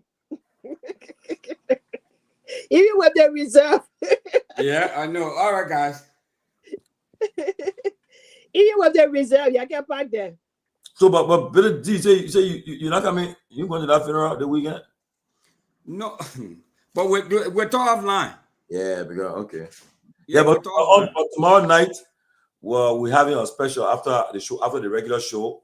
We're having a special tomorrow night for the the late Emmanuel Bealded Senior, who, in fact, his birthday is Friday. Hey, life. Okay. His birthday is Friday, and besides that, prior to his death, they were getting ready to go for his 30th wedding anniversary. March 1st, they did it bury him now. So yeah, we're getting ready for it. So also at the time, so everybody should wear white. So now his birthday is Friday, and so instead, so on Thursday, tomorrow, after our regular show, we'll be having a special edition of a show for him. For those who won't be attending the funeral, who in other parts of the world and in Liberia, we'll put a poster up after the show. Put a poster up. Talk to his wife and the family. They agree to it. So our special show for him. We have people that's talking about his memories and his legacy, and paying tribute to him. So forth. Well, yeah, family. His son. We have his son. I think his son will also maybe either through phone or appear for a short time. His daughter. So we have a nice show tomorrow evening. It starts at 8:30 in the evening. We will be 1 o'clock. So the guys in studio, we are already set it up. They'll be there with us. They'll carry us throughout the show. Yeah, so we'll be set it up, and we look forward to having a reflection, the life of reflection of Emmanuel Bealded. And life is so short. The guy was just to his wife's brother's wife funeral. We're just there. Yeah, in Maryland. We all were just having fun, laughing and chatting. And then we found out what happened to him. It's so sad. I think the anniversary was just, I think yesterday was the anniversary. Yeah, we were supposed to the 30th anniversary yesterday. And so it's sad. It was very sad.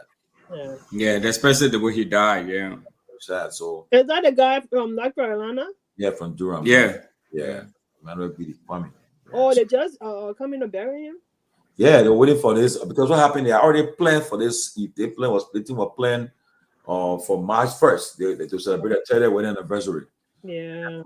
The police too kept the body for a long time. Right. It's been a while. Oh, doing the investigation. Yeah.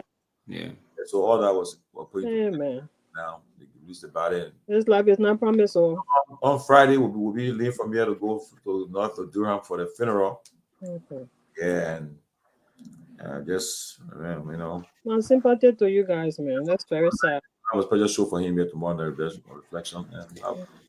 Yeah, I gotta see if I change my ticket, Tomalin. That's the issue. I have my ticket already.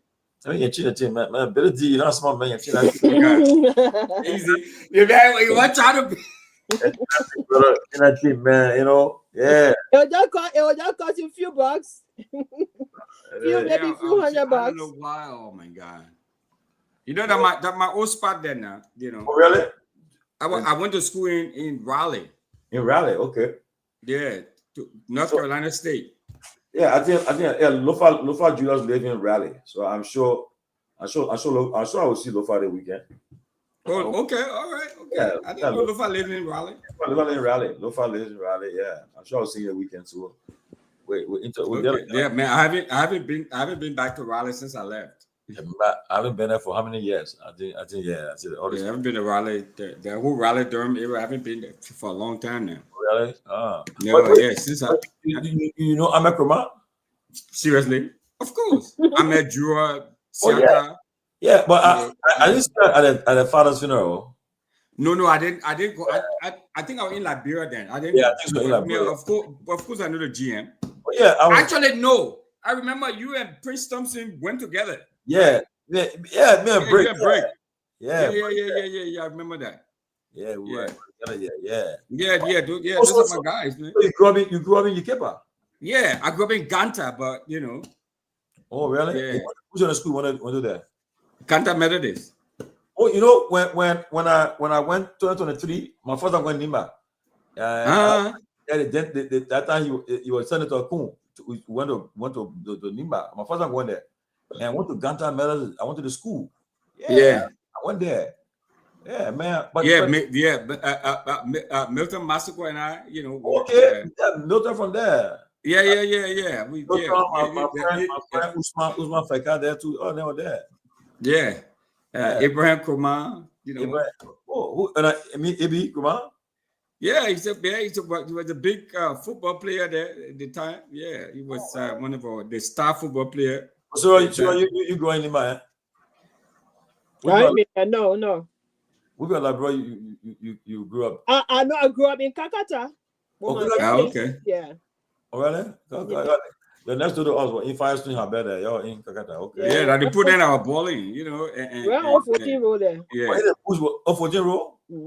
Okay. Well, in the bush now, in the road tree, what we do about to count? No. But listen, during those days, to come to Morocco was big thing for us. Yeah.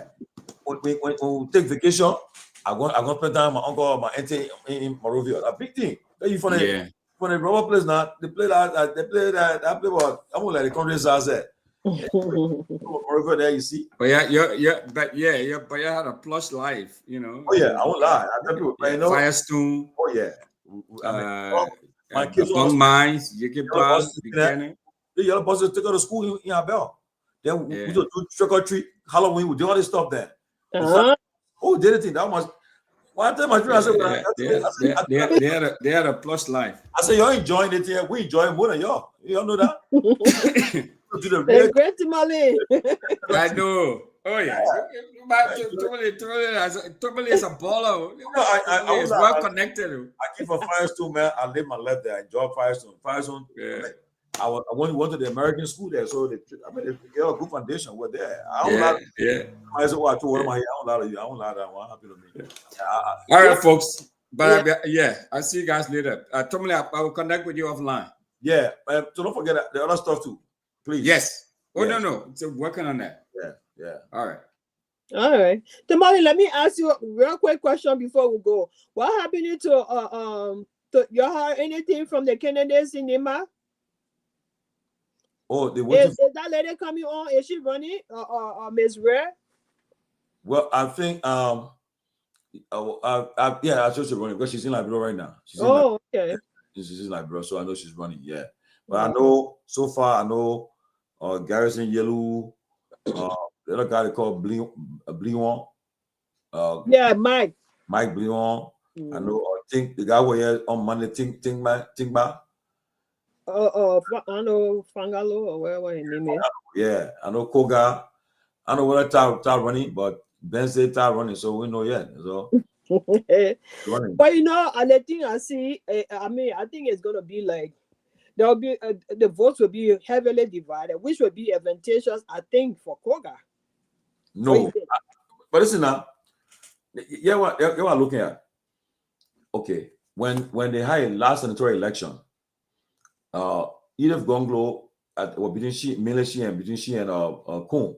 When the results are coming early, she was leading one margin, but because they were coming from the Myean belt, and her camp believed that there was no amount of votes that were even the vote from the Geo belt to even if Kun accumulated all that vote from the Geo belt, they felt that vote wasn't enough someone able to surpass her votes so they enter in court again at the time, and at that time, you know, CDC too when I was beyond Kun, so Edith Camp felt that they want to treat her right in that election. So but again, a second thing to her too, persons all the time premiums were running, she person that came close to premiums but were distant, but the idea she made to campaign. At one point he had a campaign. Yeah, right.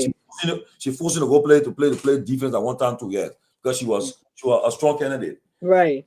But again, you think that the fact that they had all these different candidates, you know, it would be a disadvantage, you know, for her or an advantage for her? Here's the thing, Sarah. If like what happened with DeLong 2019, at times CDC.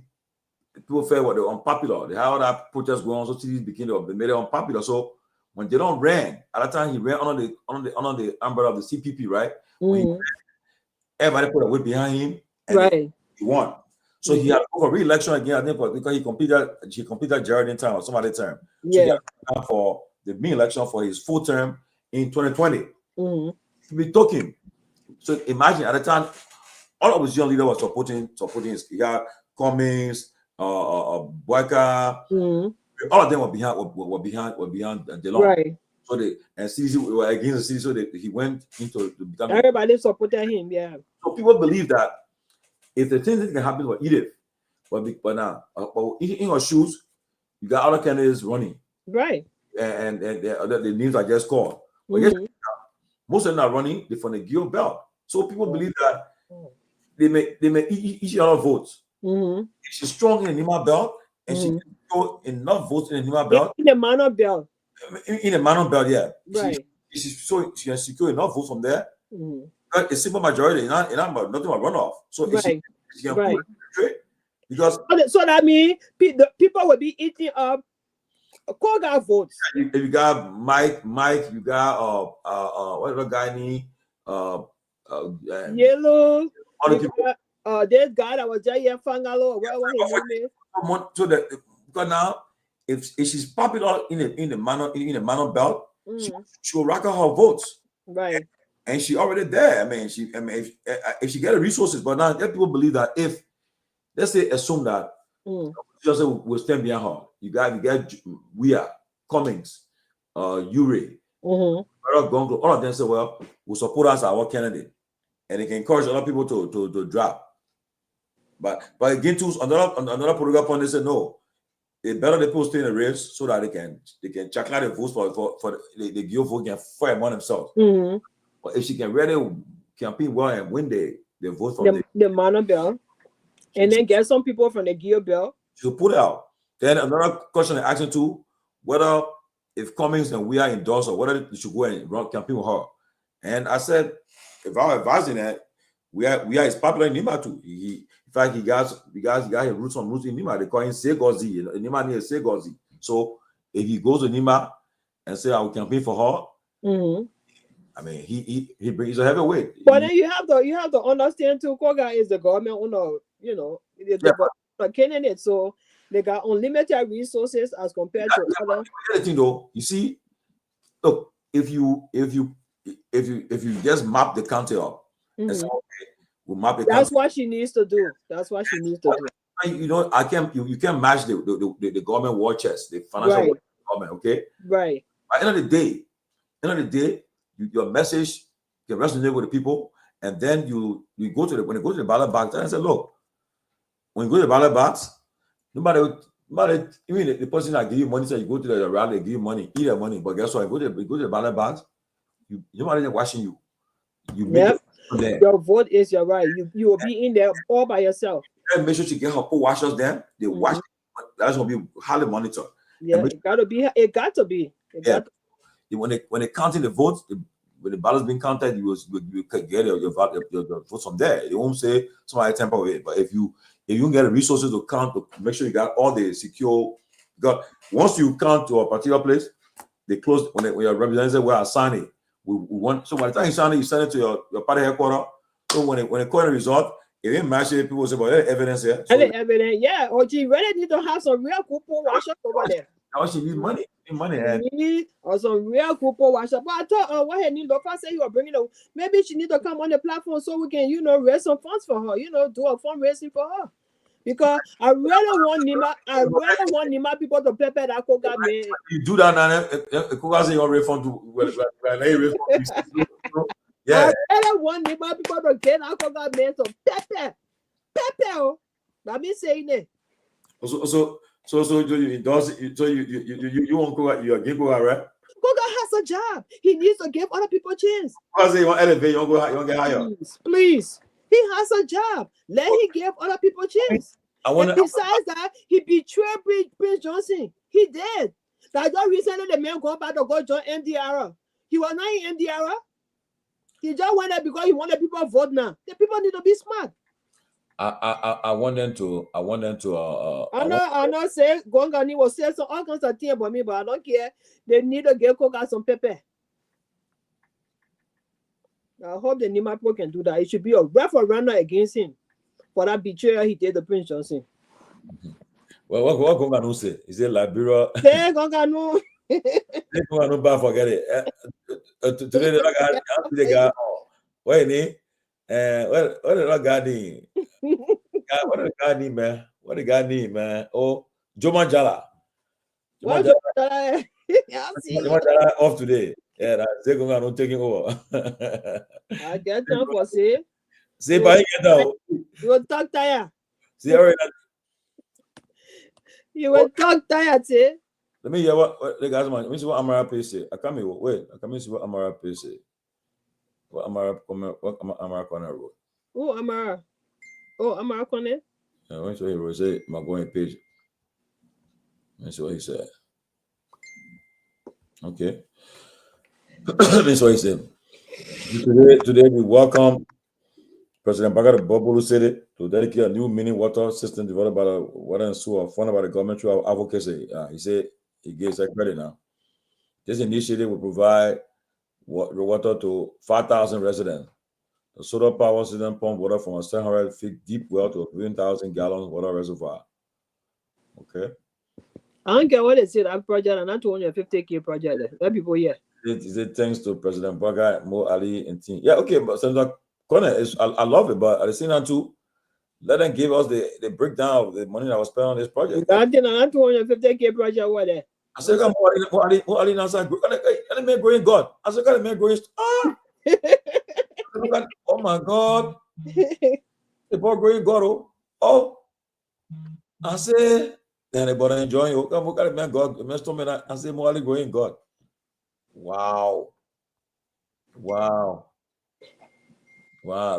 You saw who going God?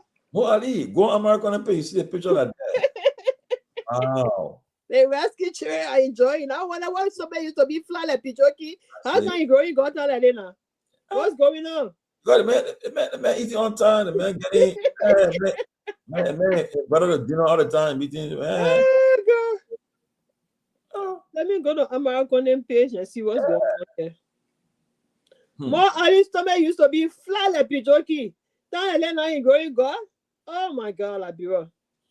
I look at American page. They talk about the budget. I see all of them. They are pretty Moyi guy. They man all want to be near the money era. Pretty Moyi, he ain't budget bene. All of them see that's all about the money. So the thing he show you that the mini ground water supply scheme map. That's the map. Okay, that is the map. Yeah. Then, so where they send it, that's where the plan is. How the plan? According to him, he said the water plan is He said the project features 4 water kiosks with 6 faucets, each totaling 24 faucets in key areas like the market. These faucets provide free access to clean water for all residents, reducing the consumption of contaminated water, enhances public. Look, I'll say this. I'll go on the record. I welcome this. It's good for the people getting clean water. It's good. I agree. It's very good. For example, asking they want to know the cost, the money that was paid for this thing. Yeah, because the government promised us transparency, so the library people got the right to know. Publish the breakdown. See that it's not your money; it's government money. I mean, like I said, I welcome this hand pump, this mini water system. I welcome it. It's a good project. 5,000 citizens of Bapuru will benefit from it. It's good. It's very. The people will say, what is that? Look, in the hospital, doctors and nursing living quarters. Very good. They live. So the entire House of Representatives went to dedicate that water because I see come up. Oh, that old picture. Eh? Yeah, they want the senator from Bapuru. I see how one can be holding a bad tie. That was that. Yeah, but that was that. Botokane. She went holding a bad tie. Bad tie. See also, yeah. When once you should hold a bad tie, things is bound to have money for her. Yeah, all of them wearing the safety hat with a jacket on. I see the sandwich the President Baker. Yeah. It's a good thing. It's a good thing. Kudos to him. But they need to break down for us. This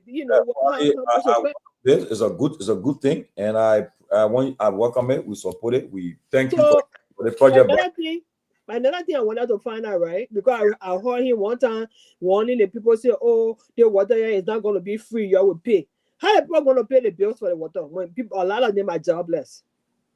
Oh, now according to what I think they're going to do, Sarah, I think they're going to how to call it? They're going to just because they're going to come out just how to do the other poor bills in Monrovia, do the same thing there.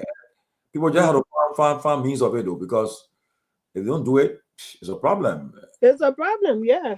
I mean, but if they can get a flat rate, like some kind of a rate that is affordable for people, because a lot of the people don't have jobs. So money, let's be frank. It's How true. are they going to pay these bills? How are they going to pay the water bill? And they need water to survive. Oh yeah, but so they gotta do. They will do it some kind of way, because if they don't do it, will be affected. So they got to do it. They got to do something. Yeah. I mean, I'm not saying they should give it to them free, but give them a rate that is affordable, because a lot of them don't have jobs. Yeah, so you gotta find a way to do it, because it just it makes sense to give everybody give them it. And if they don't do it, it will be a problem. They need to do it. Right. They need to do it. So yeah, so they need to do it, because people are concerned about it. Yeah, you got to do it. Okay. Got to do it. So, but again, it's all left with how they, because how they treat what they provide for the citizen there, because the people there are concerned, Sarah, and people want, like you said, people need jobs. Mm-hmm. Like you have to people get a job. Who do you offer them money yourself? Who would do it? The BB salary, luxurious lives, they want to cut down most of the things, so some money can be, channeled towards those areas. It would be good, but now they still showboating. They see what I'm rich. It's serious, though. You gotta get serious. You gotta do it. Else, yeah. Simon, I saw Amara page, and like I said, I agree with. I'm happy for the project, but the people are concerned about the money they said they pay for that project. So what do you need to do? More do you need to yes, they will pay for the project. Put it down. We will see it. All they want to see. I would not sit there and be dishonest and say, oh, I'm condemning. No, it's a good project. And another thing they need to look at too is sustainability, because the short term more Ali being not paid, the most of the price being bossy. I don't know for what reason. 1 minute you can we put in price to the other place will go low again. The next minute, the other price broke. The people ain't got what they need to have maintenance in place, sustain these projects. I think it's important. And I'm very sure. I'm sure they have it in place. I'm sure they put it in place, because they got to do it. I'm sure they got ways, because to maintain it, you can just put it there. Maintain it. You got to. It's a good thing for the people to go car raping, but then that's maybe 1 or 2 months down the road. Then we're talking about the people can't get water because the plane broke. Maintenance. The same thing the fire chief was talking the other day when he talked about the things they provided to the government, the previous government, or me, or the alien government, or whatever. And most of the trucks now, no fire truck, no maintenance. Most of the things done. Well, sir, before we leave, what is the story about the Chinese people business? The Chinese because you know what I'm asking for? Mm-hmm. This morning I got a call from Fagon, the LBS boss. Mm-hmm. Concerned that he said somebody, our page, the closing argument page, was reporting that he was involving in taking money for the Chinese for this case.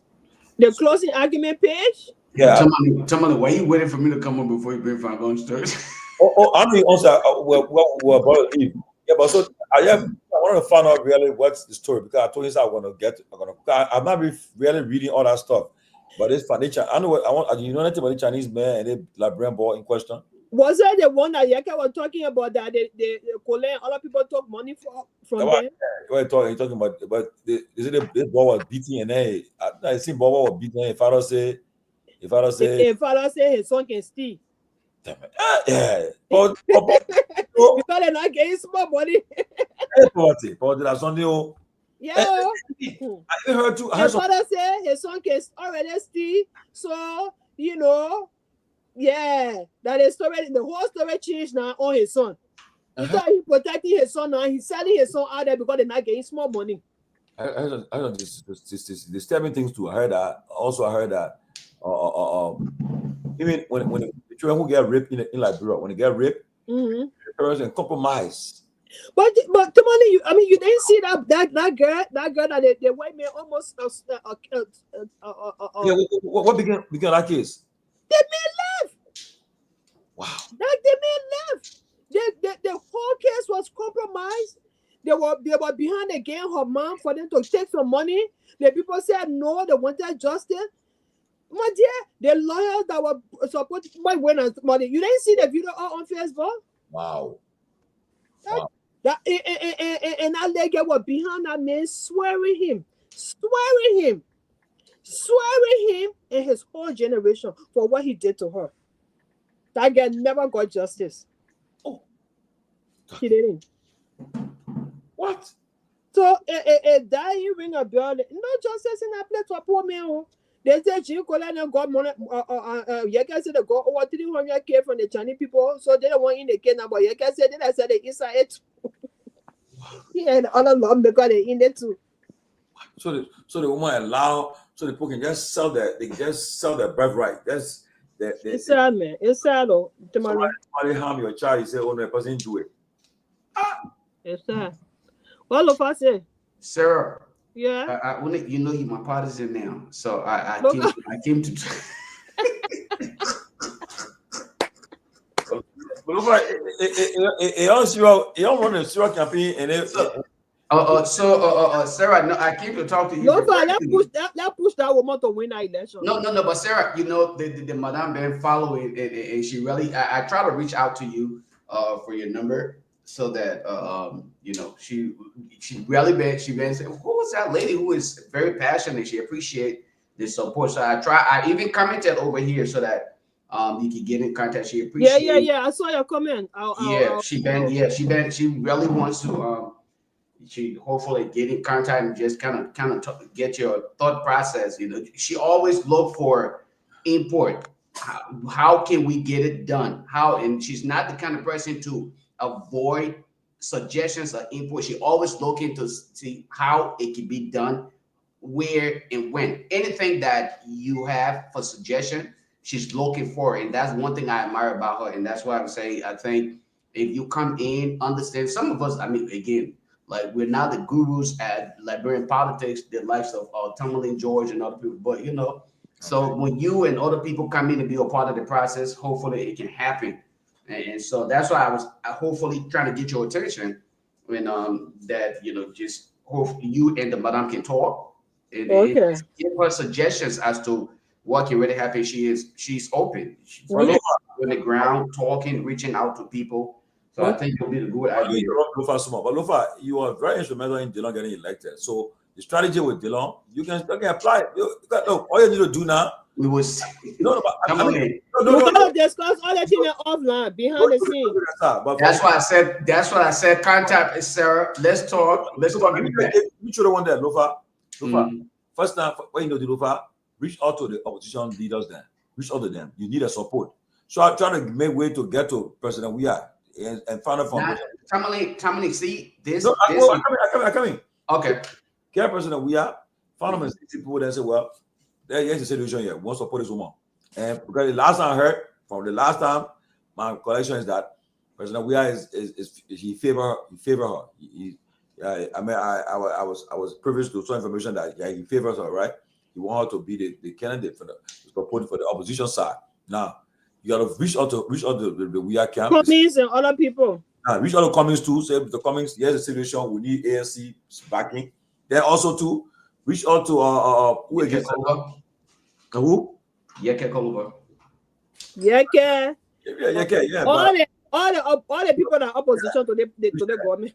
And then when you reach out to the people there, the issue is I'll tell you the truth, right? I know Madam Gongloe Wealth. I've been here for many years. And I know the woman's capability. She is smart. And the disadvantage, Sarah and Lofa, the last 2 election cycle, every time they came to town for running mate, Honey always in the conversation. Why did people reach out to her for? Because they know her worth. Honey all be in the conversation for election to be a vice president. If I go in election, right? Why can't they talk to her? Why can't they talk to her? Because, and she told me, Tomalin, I cannot support any of the candidate because my brother is running, which is fair for the woman. Right. Come first. My brother is running, and I gotta support my brother. And when it comes to someone who is eloquent and understand the issues, trust me, she come there, people fall in love with her. She's very smart. She will know the issues. She can debate. We need to bring her on the platform. So, Tomalin, the thing about, you know, what I really admire about this lady is the fact that she is very humble. You don't see her, and she don't present herself as that person who, you know, with just considering where she have been, what she have done in Liberia with, you know, when it comes to governance, serving as a superintendent and being considered even for, you know, the possibility of serving as a vice presidential candidate. But when you speak to this woman, she is so humble, and I'm feeling like, okay, she have that mentality of a, you know, servant. That's how she see things. She's not looking at it as, okay, I know it. She always asking, what can we do better? She's asking, she's probing, presenting those probing questions, and those are the kind of characteristics that you find in good leaders. They always seek questions, or they seek for solutions. And when you have those kind of leaders, guess what happens? They don't feel like they control or they have monopoly over knowledge. And that is the reason why I said, look, if we miss out on this opportunity to really have this lady elected, then I don't think Liberia is ready for true transformation. I'll tell you again, the simple thing. Right now, if the guys are serious on the woman camp, is getting the opposition behind the woman. That's it. And mind you, you gotta reach out to Lofa. She's not somebody that you need to sell to Nima. She was superintendent there. When you superintendent, you know the whole country know you already. So she's her parents, her family, they are knee brain in Nima County. Right. So she's well known there. Okay. But when she was superintendent, she visited every district in the county, so they know her very well. And then she speaks the both dialects. Yeah. And she's new there. So one thing I want right now, before you, she needs some money and logistics. If she gets it, trust me, Boga can go and campaign that set. It will be hard because he either got a message, okay? She got a message that resonate with the people because all she needs is that support. If you close to the serial close person, we are. We'll talk behind the scene. We'll talk behind the scene. Yeah, since you call it, say I fooled them about DeLon. Let's be honest here now, Sissy. While it's true that you got DeLon, some of the things that right? For me, my problem though. Let me tell you something. My problem. Go ahead, I'll let you talk first, and I will address the issue. I remember vividly, right? We said, well, UP and CDC now. He said, let's try something good. What we did? Oh my God! I don't forget our Peabody, our Dillon, and myself and Stanton in Delaware Internal's office. Dillon said, can Boga move Liberia from A to B? He said no. Can Cummings do? He said yes. He said, but Boga got the voters. So we will go forward. So I was like, I think he said, well, this is reality here. He said, but the answer Dillon, you became elected by a consensus of opposition behind you, right? Right. Now, what you want to do? They let ACPP on your in. Do not take a side. You're fight to make that be competitive. Yes. At the end of the day, then but what it did when Dillon got, he went one day, he went and say, I'm leaning towards. That statement there, it changed the whole narrative. So when I asked him, what the house are asking, he told me, coming started with Musa. I said, Dillon, it making sense. The CPP. How can you say that? So that reason why you put individual benefit over the country. Yes. You see, when I the country, you put individual. So I said that problem. So I problem I have with him. And now, so that when I see them complaining now, I said no. I saw the other guy, the Jim Bunny. He was saying true, but Jim Bunny. I wanted to ask you that question. Say about him. Yeah, he was saying Boga lacked the span to govern the country, to change the country. But it's reality. Tomalin, all of these guys, I always say these things, right? Any visionary leader will always put his people or her people first. Yeah. All right.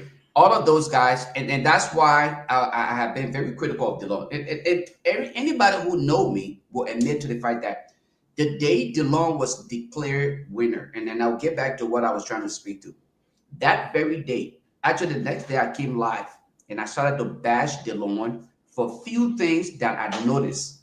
And I started to cautiontize Dillon because I said, considering the society you're from, people expect a lot of you. Right. Don't let power get to your head. Mm-hmm. People expect you to come here and not to be perfect, but to be different from those you are meeting in office and to set Liberia on the right trajectory. So the next person, okay, the next person who will come after you will say, I want to be like Senator DeLon.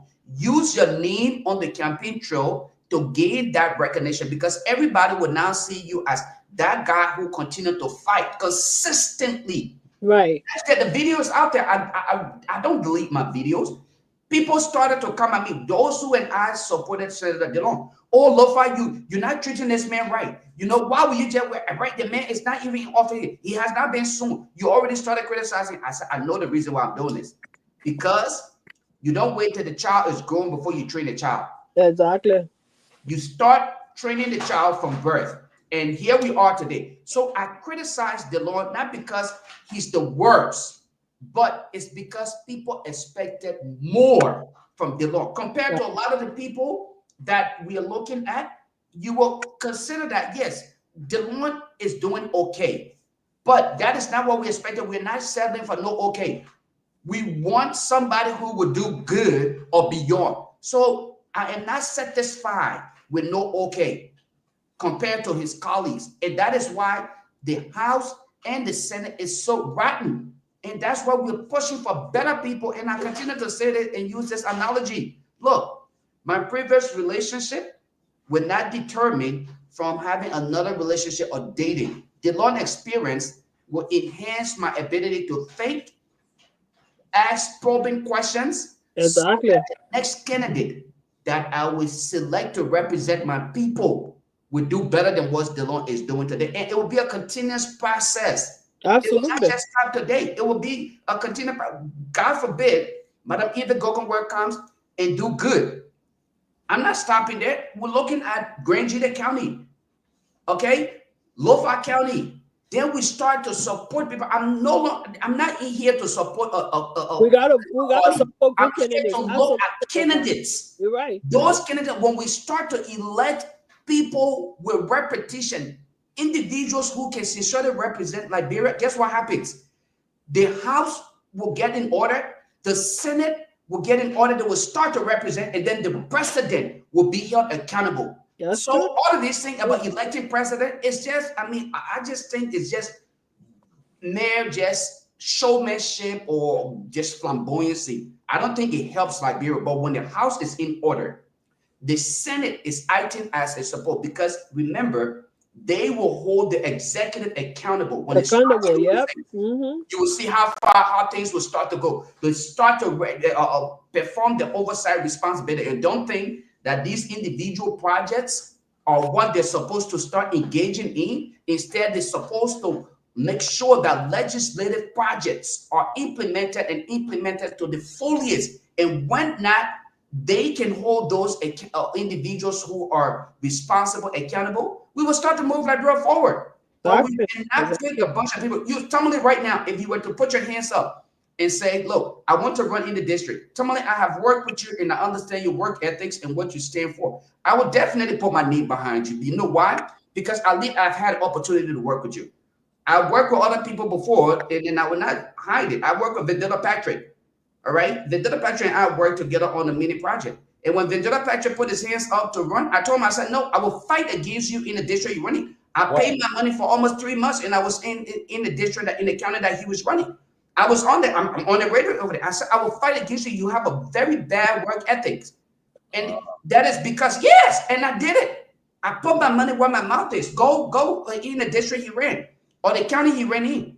I said, I'm going to fight against you. And the reason I'm fighting against you is not because I have anything personal against you. All right. But the reason is because I know of your work ethics. If we organize a little meeting, you can even be respectful to your colleagues to say, hey, guys, I'm not able to make it to this meeting today. So please update me on stuff. And you just don't show up. It shows bad work ethics. When you get to the House, you will exhibit similar behavior. And these are the kind of behavior that Liberians carry around. We want the title on our forehead, but we don't want to get the job done. And that's why I did it. I was on the radio station every Saturday, Thursday, and I think it was Monday. All right. I was there and I made a case with the people on there. And I didn't think he was ready to serve the people. And if it comes to that, again, if I see some level of maturity in him, maybe I will change my mind. But Liberia deserves better. We can't continue to regress, and then other countries around us continue to progress. This is not time. It's not about political party or Tomalin and other people. No, I'll tell you, like you know, like somebody asked me the thing is that if we want to people encourage people to come here, like to come on a platform, all of us cannot just be public with our support. So that's why some of us will not just publicly come. So other many people can say, but you're already taking your side. So right now, Tomalin, you're right though. You're right, and that's the reason why. But I have learned from my mistake, right, Tomalin? Last time they want to simulcast. They want to do a debate. We're working all this stuff to see how we can do a debate from here, and then we carry it live and see what happens. Trying to get everybody involved. So, but like you said, look, election is a tough thing. But Martin, I'm telling you now, if I can reach out to CDC, to ANC, and to the ALP, and the new party that coming out with chairmanability, reach out to them. You can get that support. Trust me. And with so look, be a done deal. If the government spending $1 million in Lima, money. You can just spend maybe even 100,000, 200,000. All she just spend. Why they spend $1 million? And she can make an impact. Because we'll do the best we can to put the election is to set a candidate.